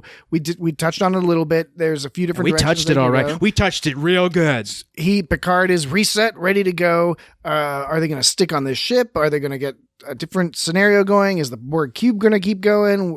Is 7 of 9 going to hang out with them for a while, or is she going to go back to the Fenris Rangers? Are they going to hook up with the Fenris crash Rangers? the cube on that planet. Yeah, but they also look like they're kind of like, are the XBs just going to stay there? Are we going to even worry about that? Is that going to be? Are we? Yeah, I think all the Soji Dodge thing is done for. I think all that's out the window. But Soji's now on the ship at least, so she's going to be hanging out. Well, but didn't she say something about how she wanted to go wander? That could mean she's either wandering with the ship, or she could just as easily go off on her own. Yeah, that's a good point. So that could be something that they do. So I predict, and I'm given 60%, whatever that means, just meaning I'm willing to be wrong, that Soji's not in the next season. I think Soji's definitely in the next season. Okay. Oh yeah, no, she'll be there and she'll have her own side adventure. Okay, maybe not in the next season, maybe too strong, but I don't think she won't have any real involvement. She might pop up by maybe name. She'll power down and just sit there mannequin-like for the majority of the season, and then wake up just in time to give the answer that Picard needs to solve a diplomatic riddle. Or they'll be like, wait a minute,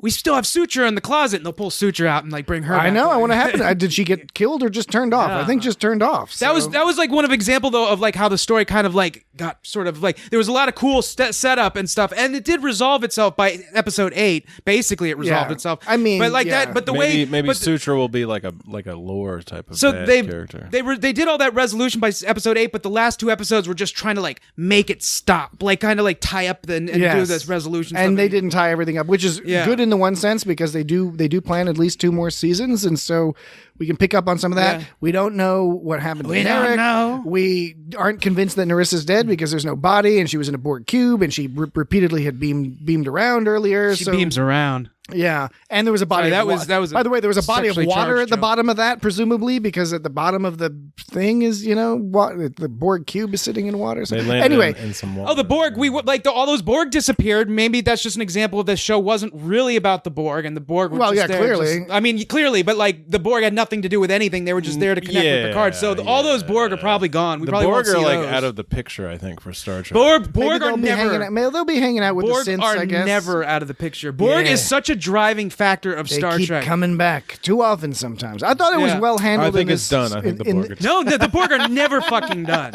Okay, that's your prediction though. No, I'm just talking shit. Oh, you're trying to rile me up.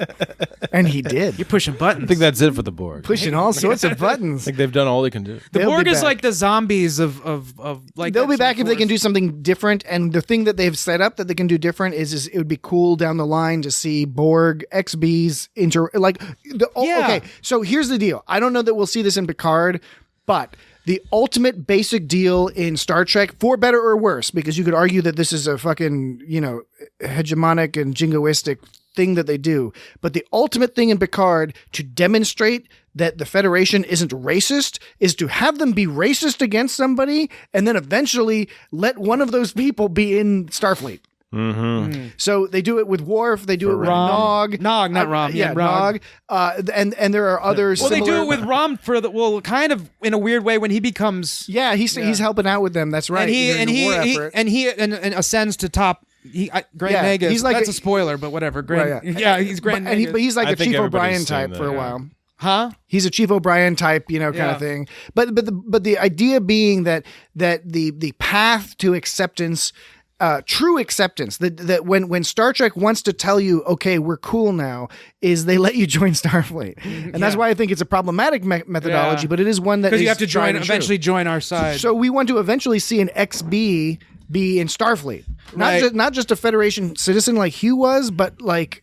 And Hugh, because the argument you could make is Hugh is quote unquote one of the good ones because he has his hair and his floppy hair and looks charming and talks charming.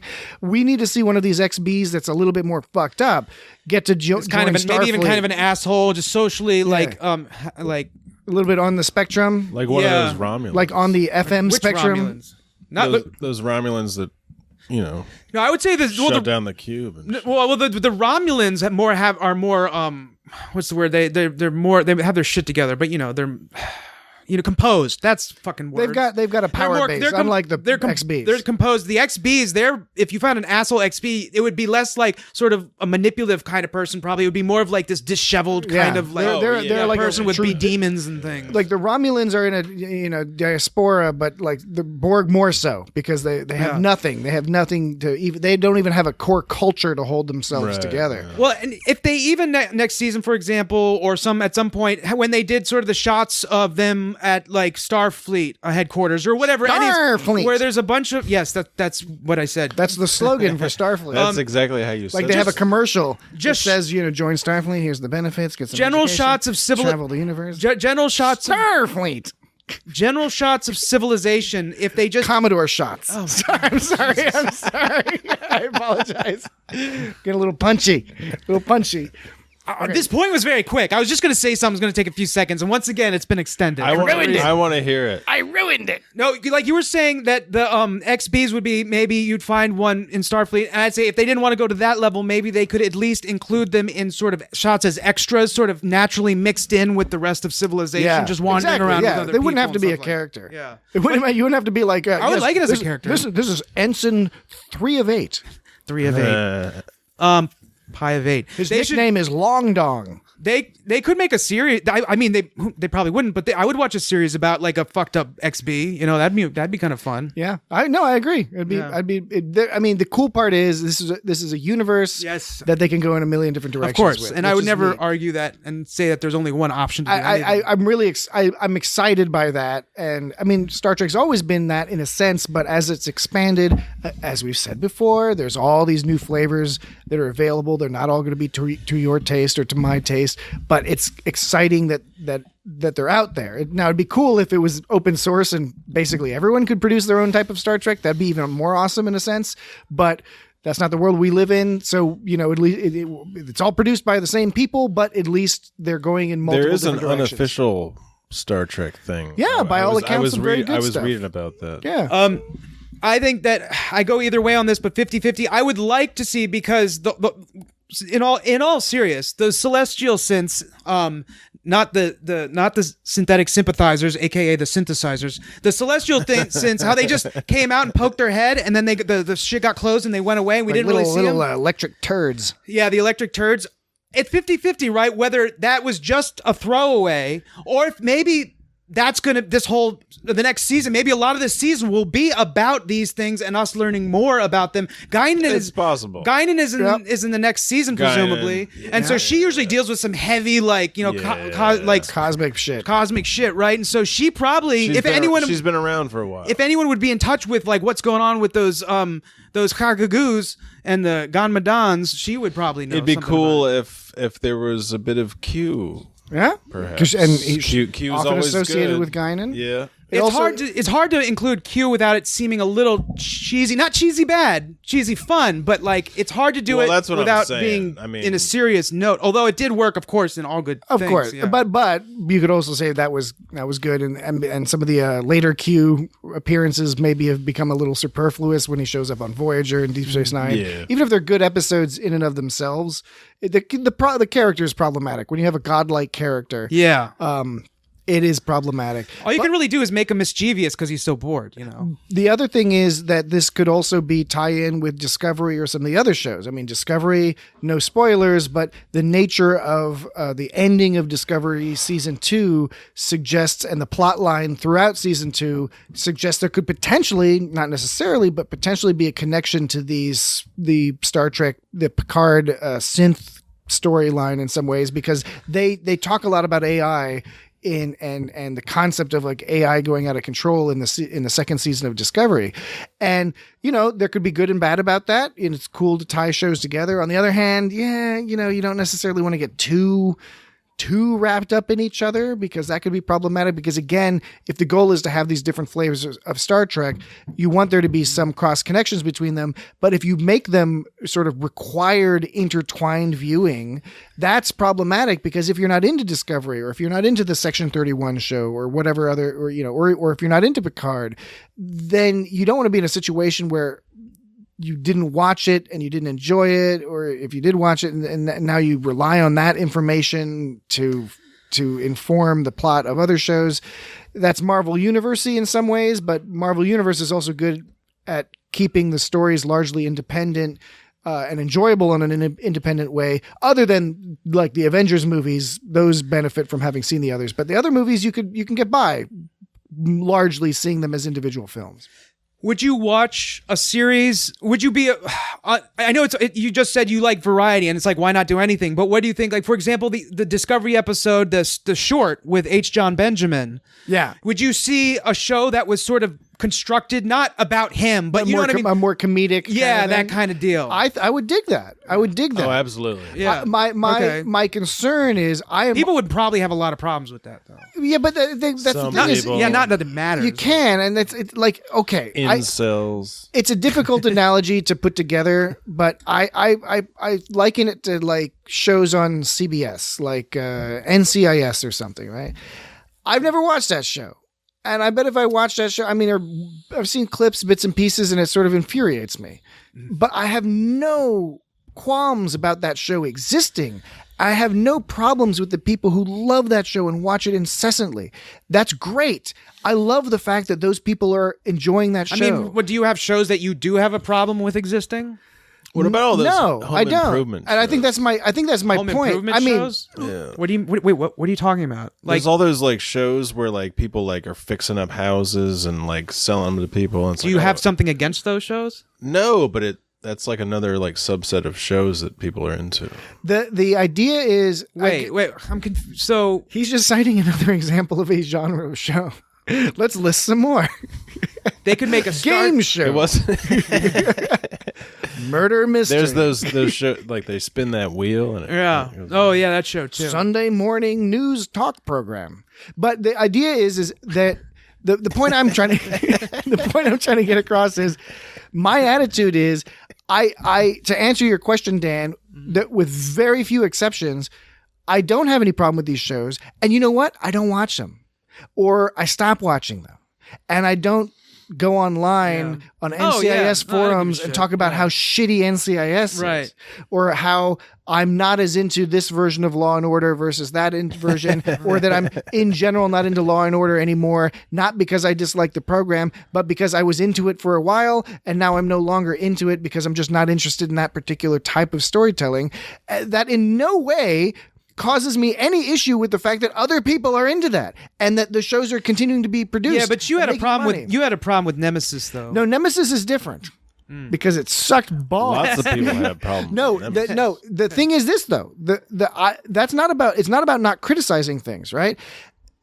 Criticism is okay. What I'm talking about is, okay, if you don't like this entire program, then you don't have to watch it, right? Yeah. The difference with Nemesis is that's more of an internal thing. Like if you like TNG, but then there's a particular episode that you thought ended poorly or had a bad plot element or something, you can still be annoyed by a certain episode or whatever and love the whole. And my issue, and I'm sure many other people's issues with Nemesis, was in a lot of ways just it's not a particularly well put together movie, and more broadly from a meta sense, it sort of put the nail in the coffin of the TNG storyline for 20 years, for 18 years, because it failed at the box office, because it failed with the fans. Nobody was buying that shit on DVD and shit because you don't need it. You don't want it. I mean, how it's back to like the direction of Picard. Like, would they? Who knows what anyone would have done? But would they have gone in that direction had Nemesis not been what it was? Exactly. Yeah, precisely. So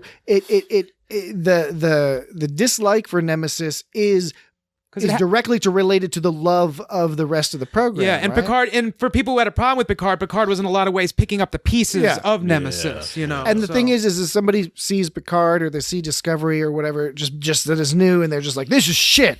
And it's like, all right, you don't like it.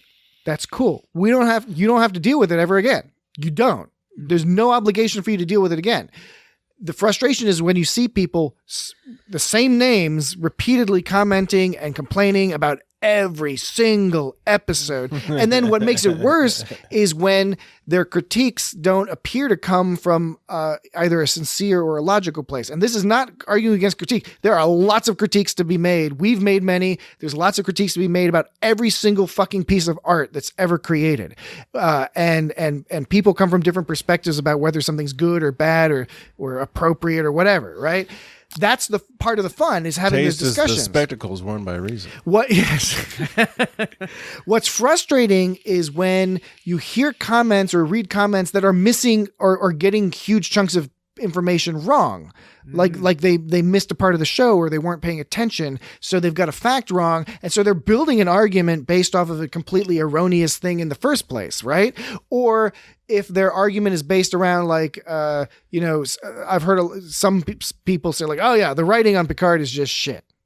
I would argue that from an objective viewpoint, I don't know how you could say that. You can't. Now you could say that there are parts that are disjointed, or that there are plot elements that you do they thought mean the didn't dialogue, follow. or do they just mean like? I don't think they mean anything, because it's a meaningless argument. Yeah, because I don't know what it it's means. too general to yes, say it doesn't it's say all anything. shit. Yeah, because I thought the dialogue was good. I thought. Oh yeah. I had no problems with how the interactions happened. And they also I think they just crafted- don't like that it changed the tone so much. And I think that's and that's a different criticism, and that's why when I get frustrated is when you have sort of a conflict in internal logic conflicts in the actual criticisms themselves, right? Because you can make a criticism that makes sense, that is based off of the thing, and of course some of it invariably is going to be subjective, obviously, right? But I am immediately suspicious of somebody who invests so much time watching a program to hate on it. And it's their right, and that's awesome if they want to do that. But I'm suspicious of that because there's something going on there. Because, as I said, there are lots of things that I do not enjoy. Some things that I actively cringe at or dislike, or I'm even like, I don't even know if that's healthy for society.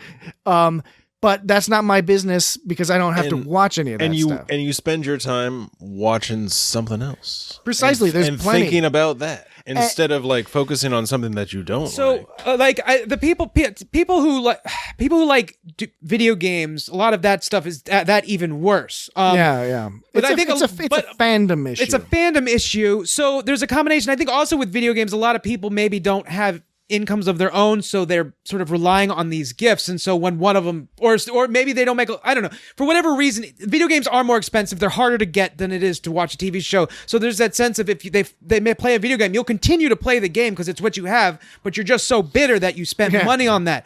But it happens though with comic books too, obviously. Sure. Comics. Yeah, fandom thing where they want this world. Star Wars is a big example. Yeah, and they want this world to live in, and they don't want that world to crumble because I guess then what do they have? They want the I don't world to know. be provided to them, and they're mad when it's not provided to them in the form or format that they expect or to desire. Right, and that's sort of relying on some mind reading that is supposed to go on. And I guess that's one way to put it, that's where a lot of it's a perspective issue. Yeah. And if you're coming at it, I tend to, and I'm not suggesting I have the right way to look at things. I'm just describing the way I perceive that I look at things, which is I really like enjoying art.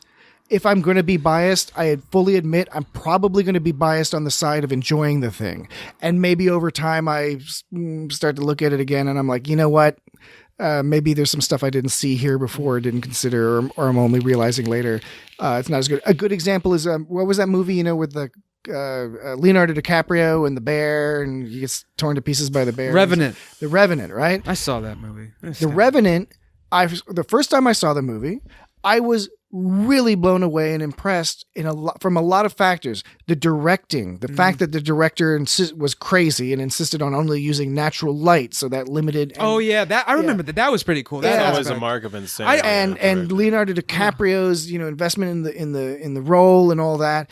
And Tom Hardy was really, really kind of. I might need to watch that again because but here's the trick. Totally, dude. I recommend you watch it again, but it's a caveated recommendation. I've watched that film 3 times. The first time, I was like, wow, this is very interesting. Stuff I have not seen before. Tonal stuff, the directions, story elements that were really kind of interesting and convoluted. I watched it. Then I watched it a second time. And I was bored out of my fucking mind. I'm bored out of my fucking mind. I was so bored. And it conflicted so much with my initial thinking on the film that I had to watch the film a third time. And the third time, I both respected the film and was bored out of my fucking mind. Because I was like, everything I saw literally only worked once. Yeah. Yeah, that limits the impact of a thing. But that does, now that the question of is, does that make it any less good? I mean, for example, like Goodfellas was one of those movies that can be repeatedly watched. Yeah, you can watch that over and over. You can watch one scene as it's own little movie. Shawshank Redemption. Yeah, that's at any point. It's on TV. That's one of those other movies. It's just you just sit down and you're like, all right, I'm watching this now. Yeah, Goodfellas is burned into my memory. Like, yeah, right. I mean, think of things and I'm like, oh my god. That's for as long as I remember, I wanted to be a Romulan. So I will not ever say that either of those movies are not amazing. Those are amazing movies. But is it simply for that fact that you can keep rewatching? No, you can watch. I think is one factor, but it's a factor in their favor. Okay, so for the movie Leaving Las Vegas, where Nicolas Cage plays his alcoholic who's killing himself, it's fucking depressing as fuck. Seven is another example. And so watch it once. Yeah, amazing film, but you're watching it once for a different reason. Deer Hunter. Watching it again is just sort of self-torture. Yeah, it is torture. Yeah, that's Deer true. Hunter, I don't. Deer Hunter. I really appreciated watching Leaving Las Vegas. It was fantastic. But yeah, as you don't need to see it. You don't need to see it again because it's just like you said, it's torture. What's in the box? Oh my god! Or that movie, what's that? Johnny Got His Gun. I didn't see that one. We're talking about Johnny Dangerously. Another movie you only need to see once. But also, there's the M. Night Shyamalan movies, right? And I think those are similar to me to the Revenant situation, but not as bad as it. But it's like in a Unbreakable, different way, though. It's a different way because the joke is he's all about the twist, and how many times can you enjoy a twist? And right? when you watch him again, Unbreakable is a good example because it's probably his best film. And you watch it and you watch it and watch it, and you do appreciate some things more because you see the craft, you see the careful skill that went into it. But at the same time, it is also limiting because you get less and less out of it, as opposed to a movie like The Big Lebowski, where you can watch that 50 times and still find something new, some new angle, something you hadn't considered before. And frankly, a lot of Star Trek, a lot of the classic Star Trek episodes have the same quality where you can just pop it on and watch it and be delighted that you're watching this. And not just the classics like The Inner Light and stuff where in fact, sometimes I kind of don't want to watch it because it's so in my head and it affects me so much emotionally. But an example that immediately comes... 5 minutes. Yeah, I know, right? What immediately comes to mind is that episode where Data gets amnesia and carries the radioactive material into that medieval town. Yeah, that episode's far out. It's such a great little sci-fi story and a character story and a scientific story, and that is just comfort food. You can watch that anytime.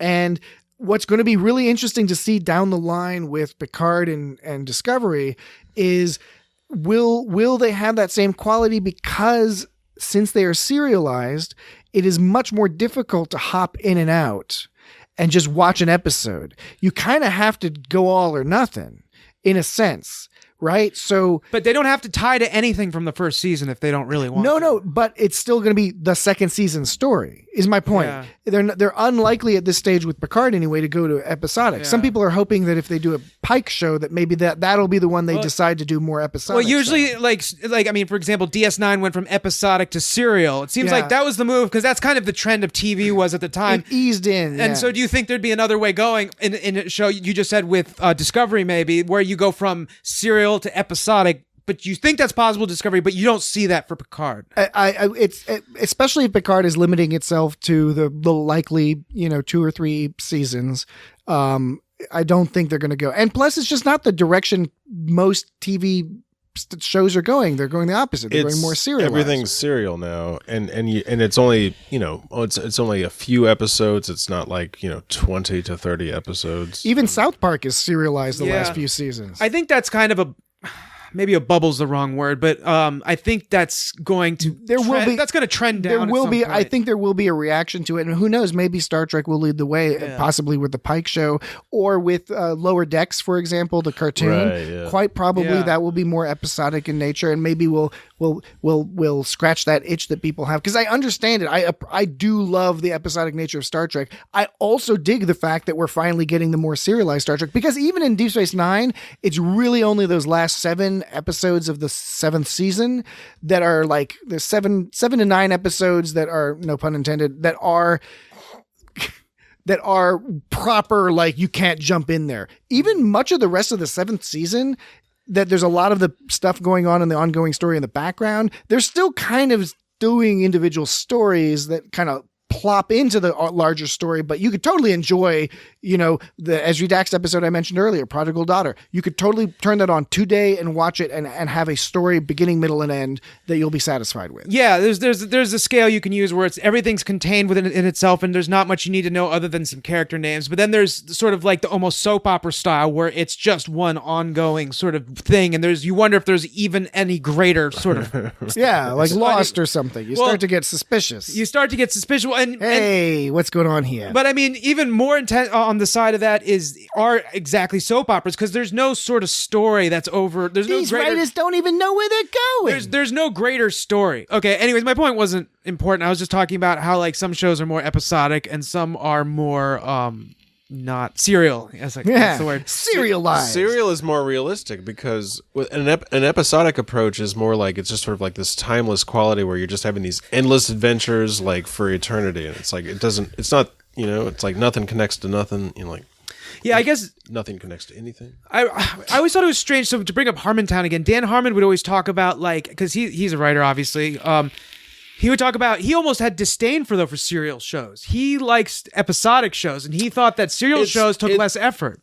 It's two different. Right. So his issue was that it got back to that Campbell's heroic journey, in that in an episodic show you can have that journey contained within that episode. Exactly. When you do a serial show, unless it's completely mapped out, which it never is, or rarely it doesn't exist. Then as a result, it's harder to do that. You can do it in season chunks. That's one solution.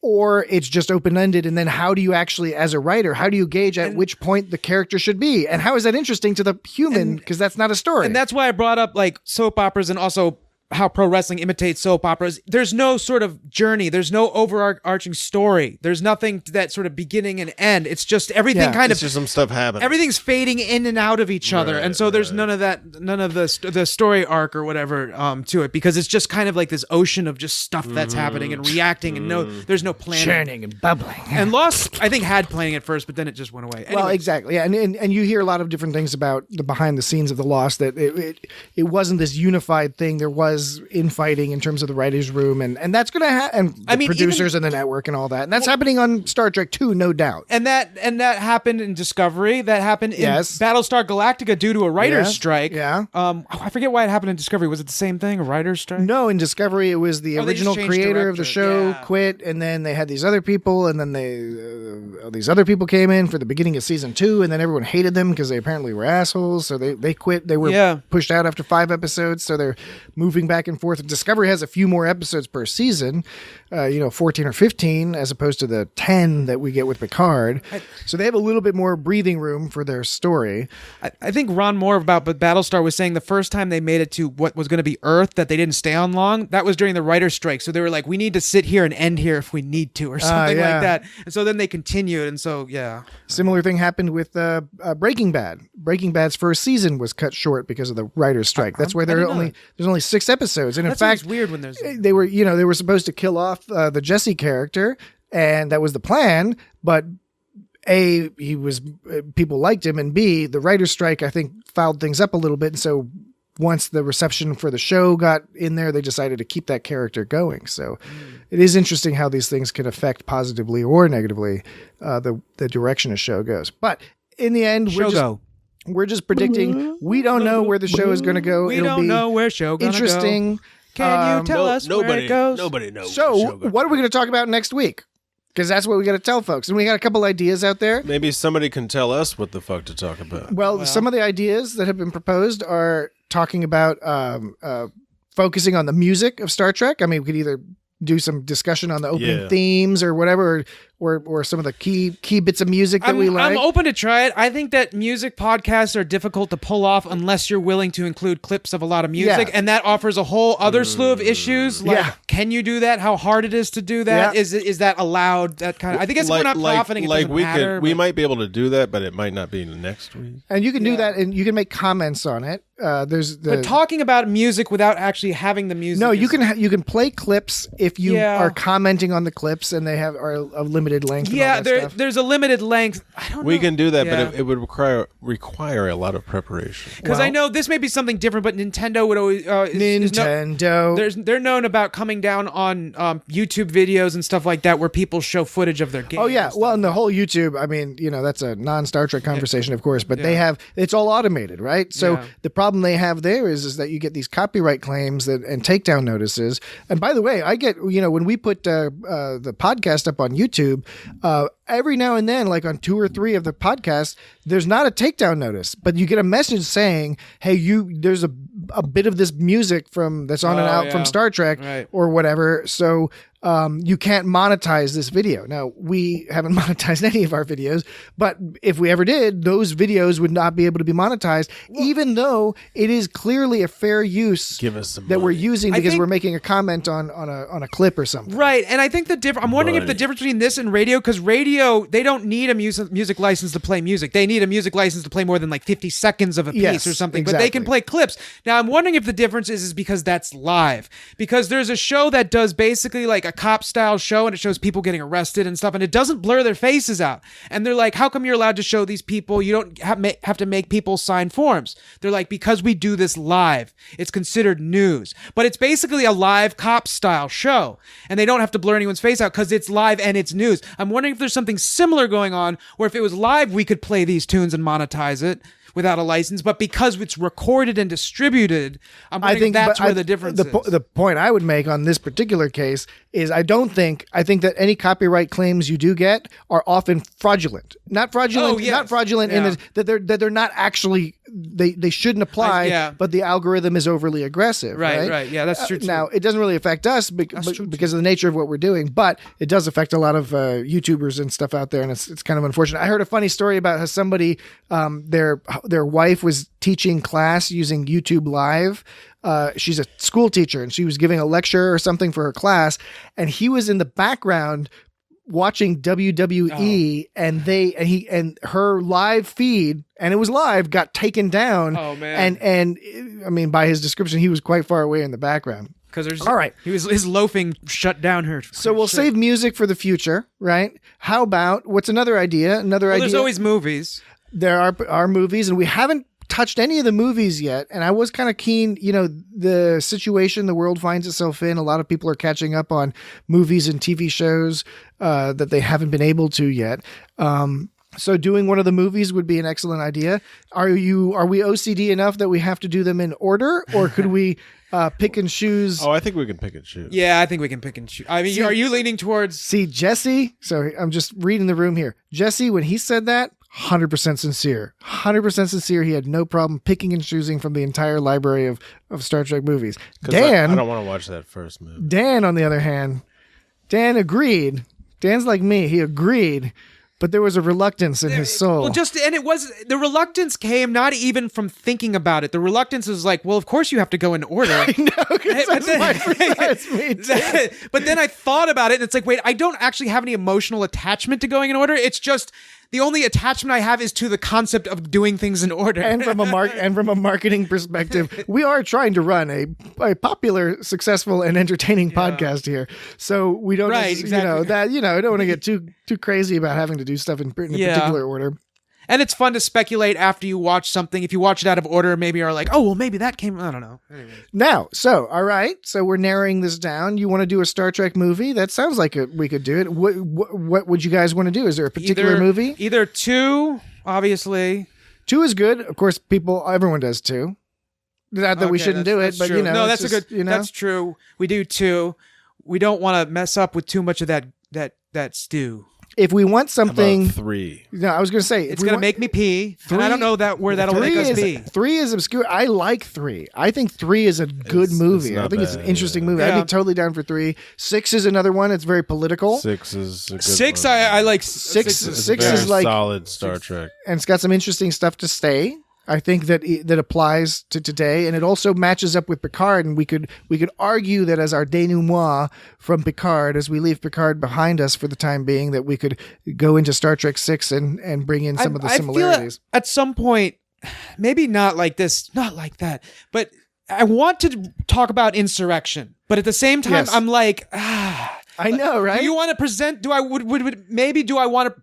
Am I thinking should that be presented as maybe a comparison to like Nemesis to talk about like which one is more watchable or something like that? Which one was like less? The thing is Insurrection. I mean, spoiler alert. It's fine. Yeah, exactly right. Yeah, that's fine. Pretty much, that says it. Yeah, it's fine. But I think let's take a break a little bit from the Picard and co. I agree. Et al. And go back. Arcadia. Let's go back a little bit. Why don't we do this? If you guys are cool with that, why don't we do Star Trek 6? Yeah, it's a great movie. It's a good one. It's one of those. It's not talked about enough, and people love it. And there was an interesting Reddit thread on I think it was on the Star Trek Reddit, where somebody posted. More power to them. I felt bad for them because their post was like, you know what? I think Star Trek 6 is underrated. And then every comment was, what the fuck are you talking about? It's regularly listed as like second behind Star Trek 2. Yeah. What the fuck are you talking about? But while I felt bad for it, because I think this was a younger person who just didn't understand, the kind of the culture and lore of Star Trek, that the reason Star Trek 6 isn't mentioned is because it's so well accepted as being this good film that it's kind of people it's assumed, so they focus more on the other ones. Yeah, but it's less. But it's also less talked about just in in pop culture. Yes. Because like everyone talks about the whales, right? They talk about the whales. Yeah, these whales. They always talk about Wrath of Khan. They talk about all that Khan Noonien Singh. degeneration stuff. Yeah, Captain Kirk riding a horse. The first one is just the first one. They don't talk about Star Trek 3. Nobody talks about the first one. Yeah, 3 doesn't get talked about a But lot. that doesn't get talked about 5 a lot gets either. talked about because of all the problems in 5. And I do look forward to talking about it because I'm a Star Trek 5 apologist in some ways, even though it is a very flawed movie. Yeah, I would be into doing that at some point too. But I would. It's definitely 6 is That's it's interesting because it isn't underrated because right, like you said, everyone just kind of accepts that it's great. It's just not brought up in pop culture more. I think we'll do that. So everyone at home, your assignment is I believe it's on Netflix. Go watch Star Trek 6. I might have to buy it. The Undiscovered Country. Don't you have Netflix, don't you? If it's on Netflix, then I will watch it for free. Anyway, At least based upon your monthly subscription. based upon my monthly subscription. It's not free. It's a monthly subscription. you can find it out there. You can find it out there. Dude. Star Trek 6. So Picard, done with that. Awesome. Good show. Looking forward to the next season. Next week, we're going to talk about Star Trek 6, The Undiscovered Country. We're going to just Is know it next off the top of week? my head. Are we taking a break or are we just doing it straight? It's next week. Next baby. week, buddy. All I mean, right. granted, there's no time anymore. So for the human listeners, it may be next unless week. Ralph shuts for us us, down. it could be right fucking now. We could But we pop can't Star Trek 6 on and watch it right now. But we can't do it 4 weeks from now and release it next week. We could. I mean, I don't know.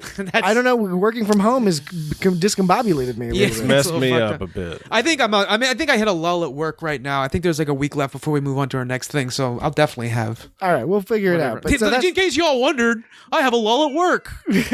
a lull. Dan has lull. a job. Not a, no, oh, by the way, and he said lull, not lol. So he's not like a laugh out loud situation. No, Laughing out loud. No one's laughing in this situation. So in the meantime, watch the homework assignment of Star Trek 6. It's got genitals on knees, and it's got yes. Michael Dorn as his grandfather, who's like a lawyer, and it's got Chris, what's his name? Who's the Klingons looked all tall? I remember in that. There are a couple tall Klingons in there. It's got she was on Sex and the City. Yes. Jessica Parker. No. Sarah Kim Jessica Kim Parker. Kim Basic Kim Kim Cattrall. Yeah. Kim Cattrall Who is is in also it. in David Meatballs. Warner. David Got Warner. David Warner. David Warner is who's a big Star Trek guy. Yeah. He's in a lot of Star Trek. He's in Star Trek 5. He He's was in a spoonhead. Chain of Commands Part 2, It's got 1 and 2. William Shatner. It's got this guy William Shatner, little known Canadian fella. Nobody ever makes of the fact that his name is past tense of shitner. I have made that point. But I mean, it's like it seems like a more obvious thing that more people would make fun of, but nobody Yeah. says anything. Shatner, I hardly knew her. Yeah, there you go. Exactly like now. Who's telling the jokes around here now? Nimoy, I hardly knew her. Get the fuck out of here. Wait, that doesn't work. Boy. DeForest Kelly. He's like of the forest. Yeah, Kelly? Yeah, DeForest has. Irish name, right? Kelly? Irish name. I Yeah. think so. Don't ask me. Yeah, well, now you know. Genealogists will confirm. I'm not joking, Lee. I'm not joking, Lee. Episode 1. Check it out. Star Trek. It's got Star Trek. Episode 1, TOS, The Cage, and Where No Man Has Gone Before. People like that podcast. Yeah, go listen to the old ones. There's some like really good ones in our La Cage? library. The Cage. La Cage. La Cage. La Cage à faux. No one. Yeah, that's the pronounces it bird like cage. that. Yeah, it's the bird cage. La La Cage à Lion. I don't know what Speak some French. Said I don't know French. Je m'appelle Patrick. Je ne sais pas toi. All right, so you can reach us at It's Got Star Trek on Twitter, YouTube. Instagram, YouTube, and Facebook, and you can get us on all the podcast places. Where do you get the feedback from? You get the God, this drives me nuts. Feedback at itsgotstartrek.com. Like If the you would steering like to wheel, send us like the an steering email. wheel on your crotch. It's a 2-hour podcast. Like the steering wheel on your crotch is driving you nuts. You're nuts. Driving me nuts. That's what the pirate says. Let's not talk about your nuts. There was a few steps to get to that one. But it was good. I didn't present it. It was good. Well, you try again next week. Keep them nuts. You can Don't be practice in the presenting internet. them Remember, Anytime. if you send us reviews, you can get me to stop attempting jokes. You can. That's the new thing. He will stop. He will. We will make him stop. I thought that's how you got a joke. Well, that too. If you leave a review, he will either seem tell to be a working. joke or It's not working. turn off the jokes. It's Got Star Trek in the social medias. Feedback at itsgotstartrek.com. Itsgotstartrek.com, of course, is the website. Jesse is spilling drinks left and right. It's a complete catastrophe. It's lemon lime. Cats and dogs Looks like fucking sleeping together. Venice over there. Cats and dogs sleeping together. We look forward to speaking with you next week about Star Trek VI, The Undiscovered Country, with a bunch of Klingons spouting Shakespeare. All right. So, in the meantime, I hope everyone has a good time staying indoors, and we will talk with you next week. Disgusting thing. Once they get the Borg inside them, there is no coming back, no matter what they think. Defiled is what you are. Damned, cursed. Quite a prize. Rare to find one with so many implants still fully operational. She is not one of the new ones. The Borg entered her. She was a jeune fille. You are going to have to dice her up to get it all out. A little squeamish, are we? I can take my trade elsewhere. No, not squeamish. Not at all. Your work is done. Mind if I have another drink? It's a free planet. Let's see if there's a deal to be made. Now that's the kind of talk that I like. But one last thing. I need proof that my bounty is alive. I need to see Maddox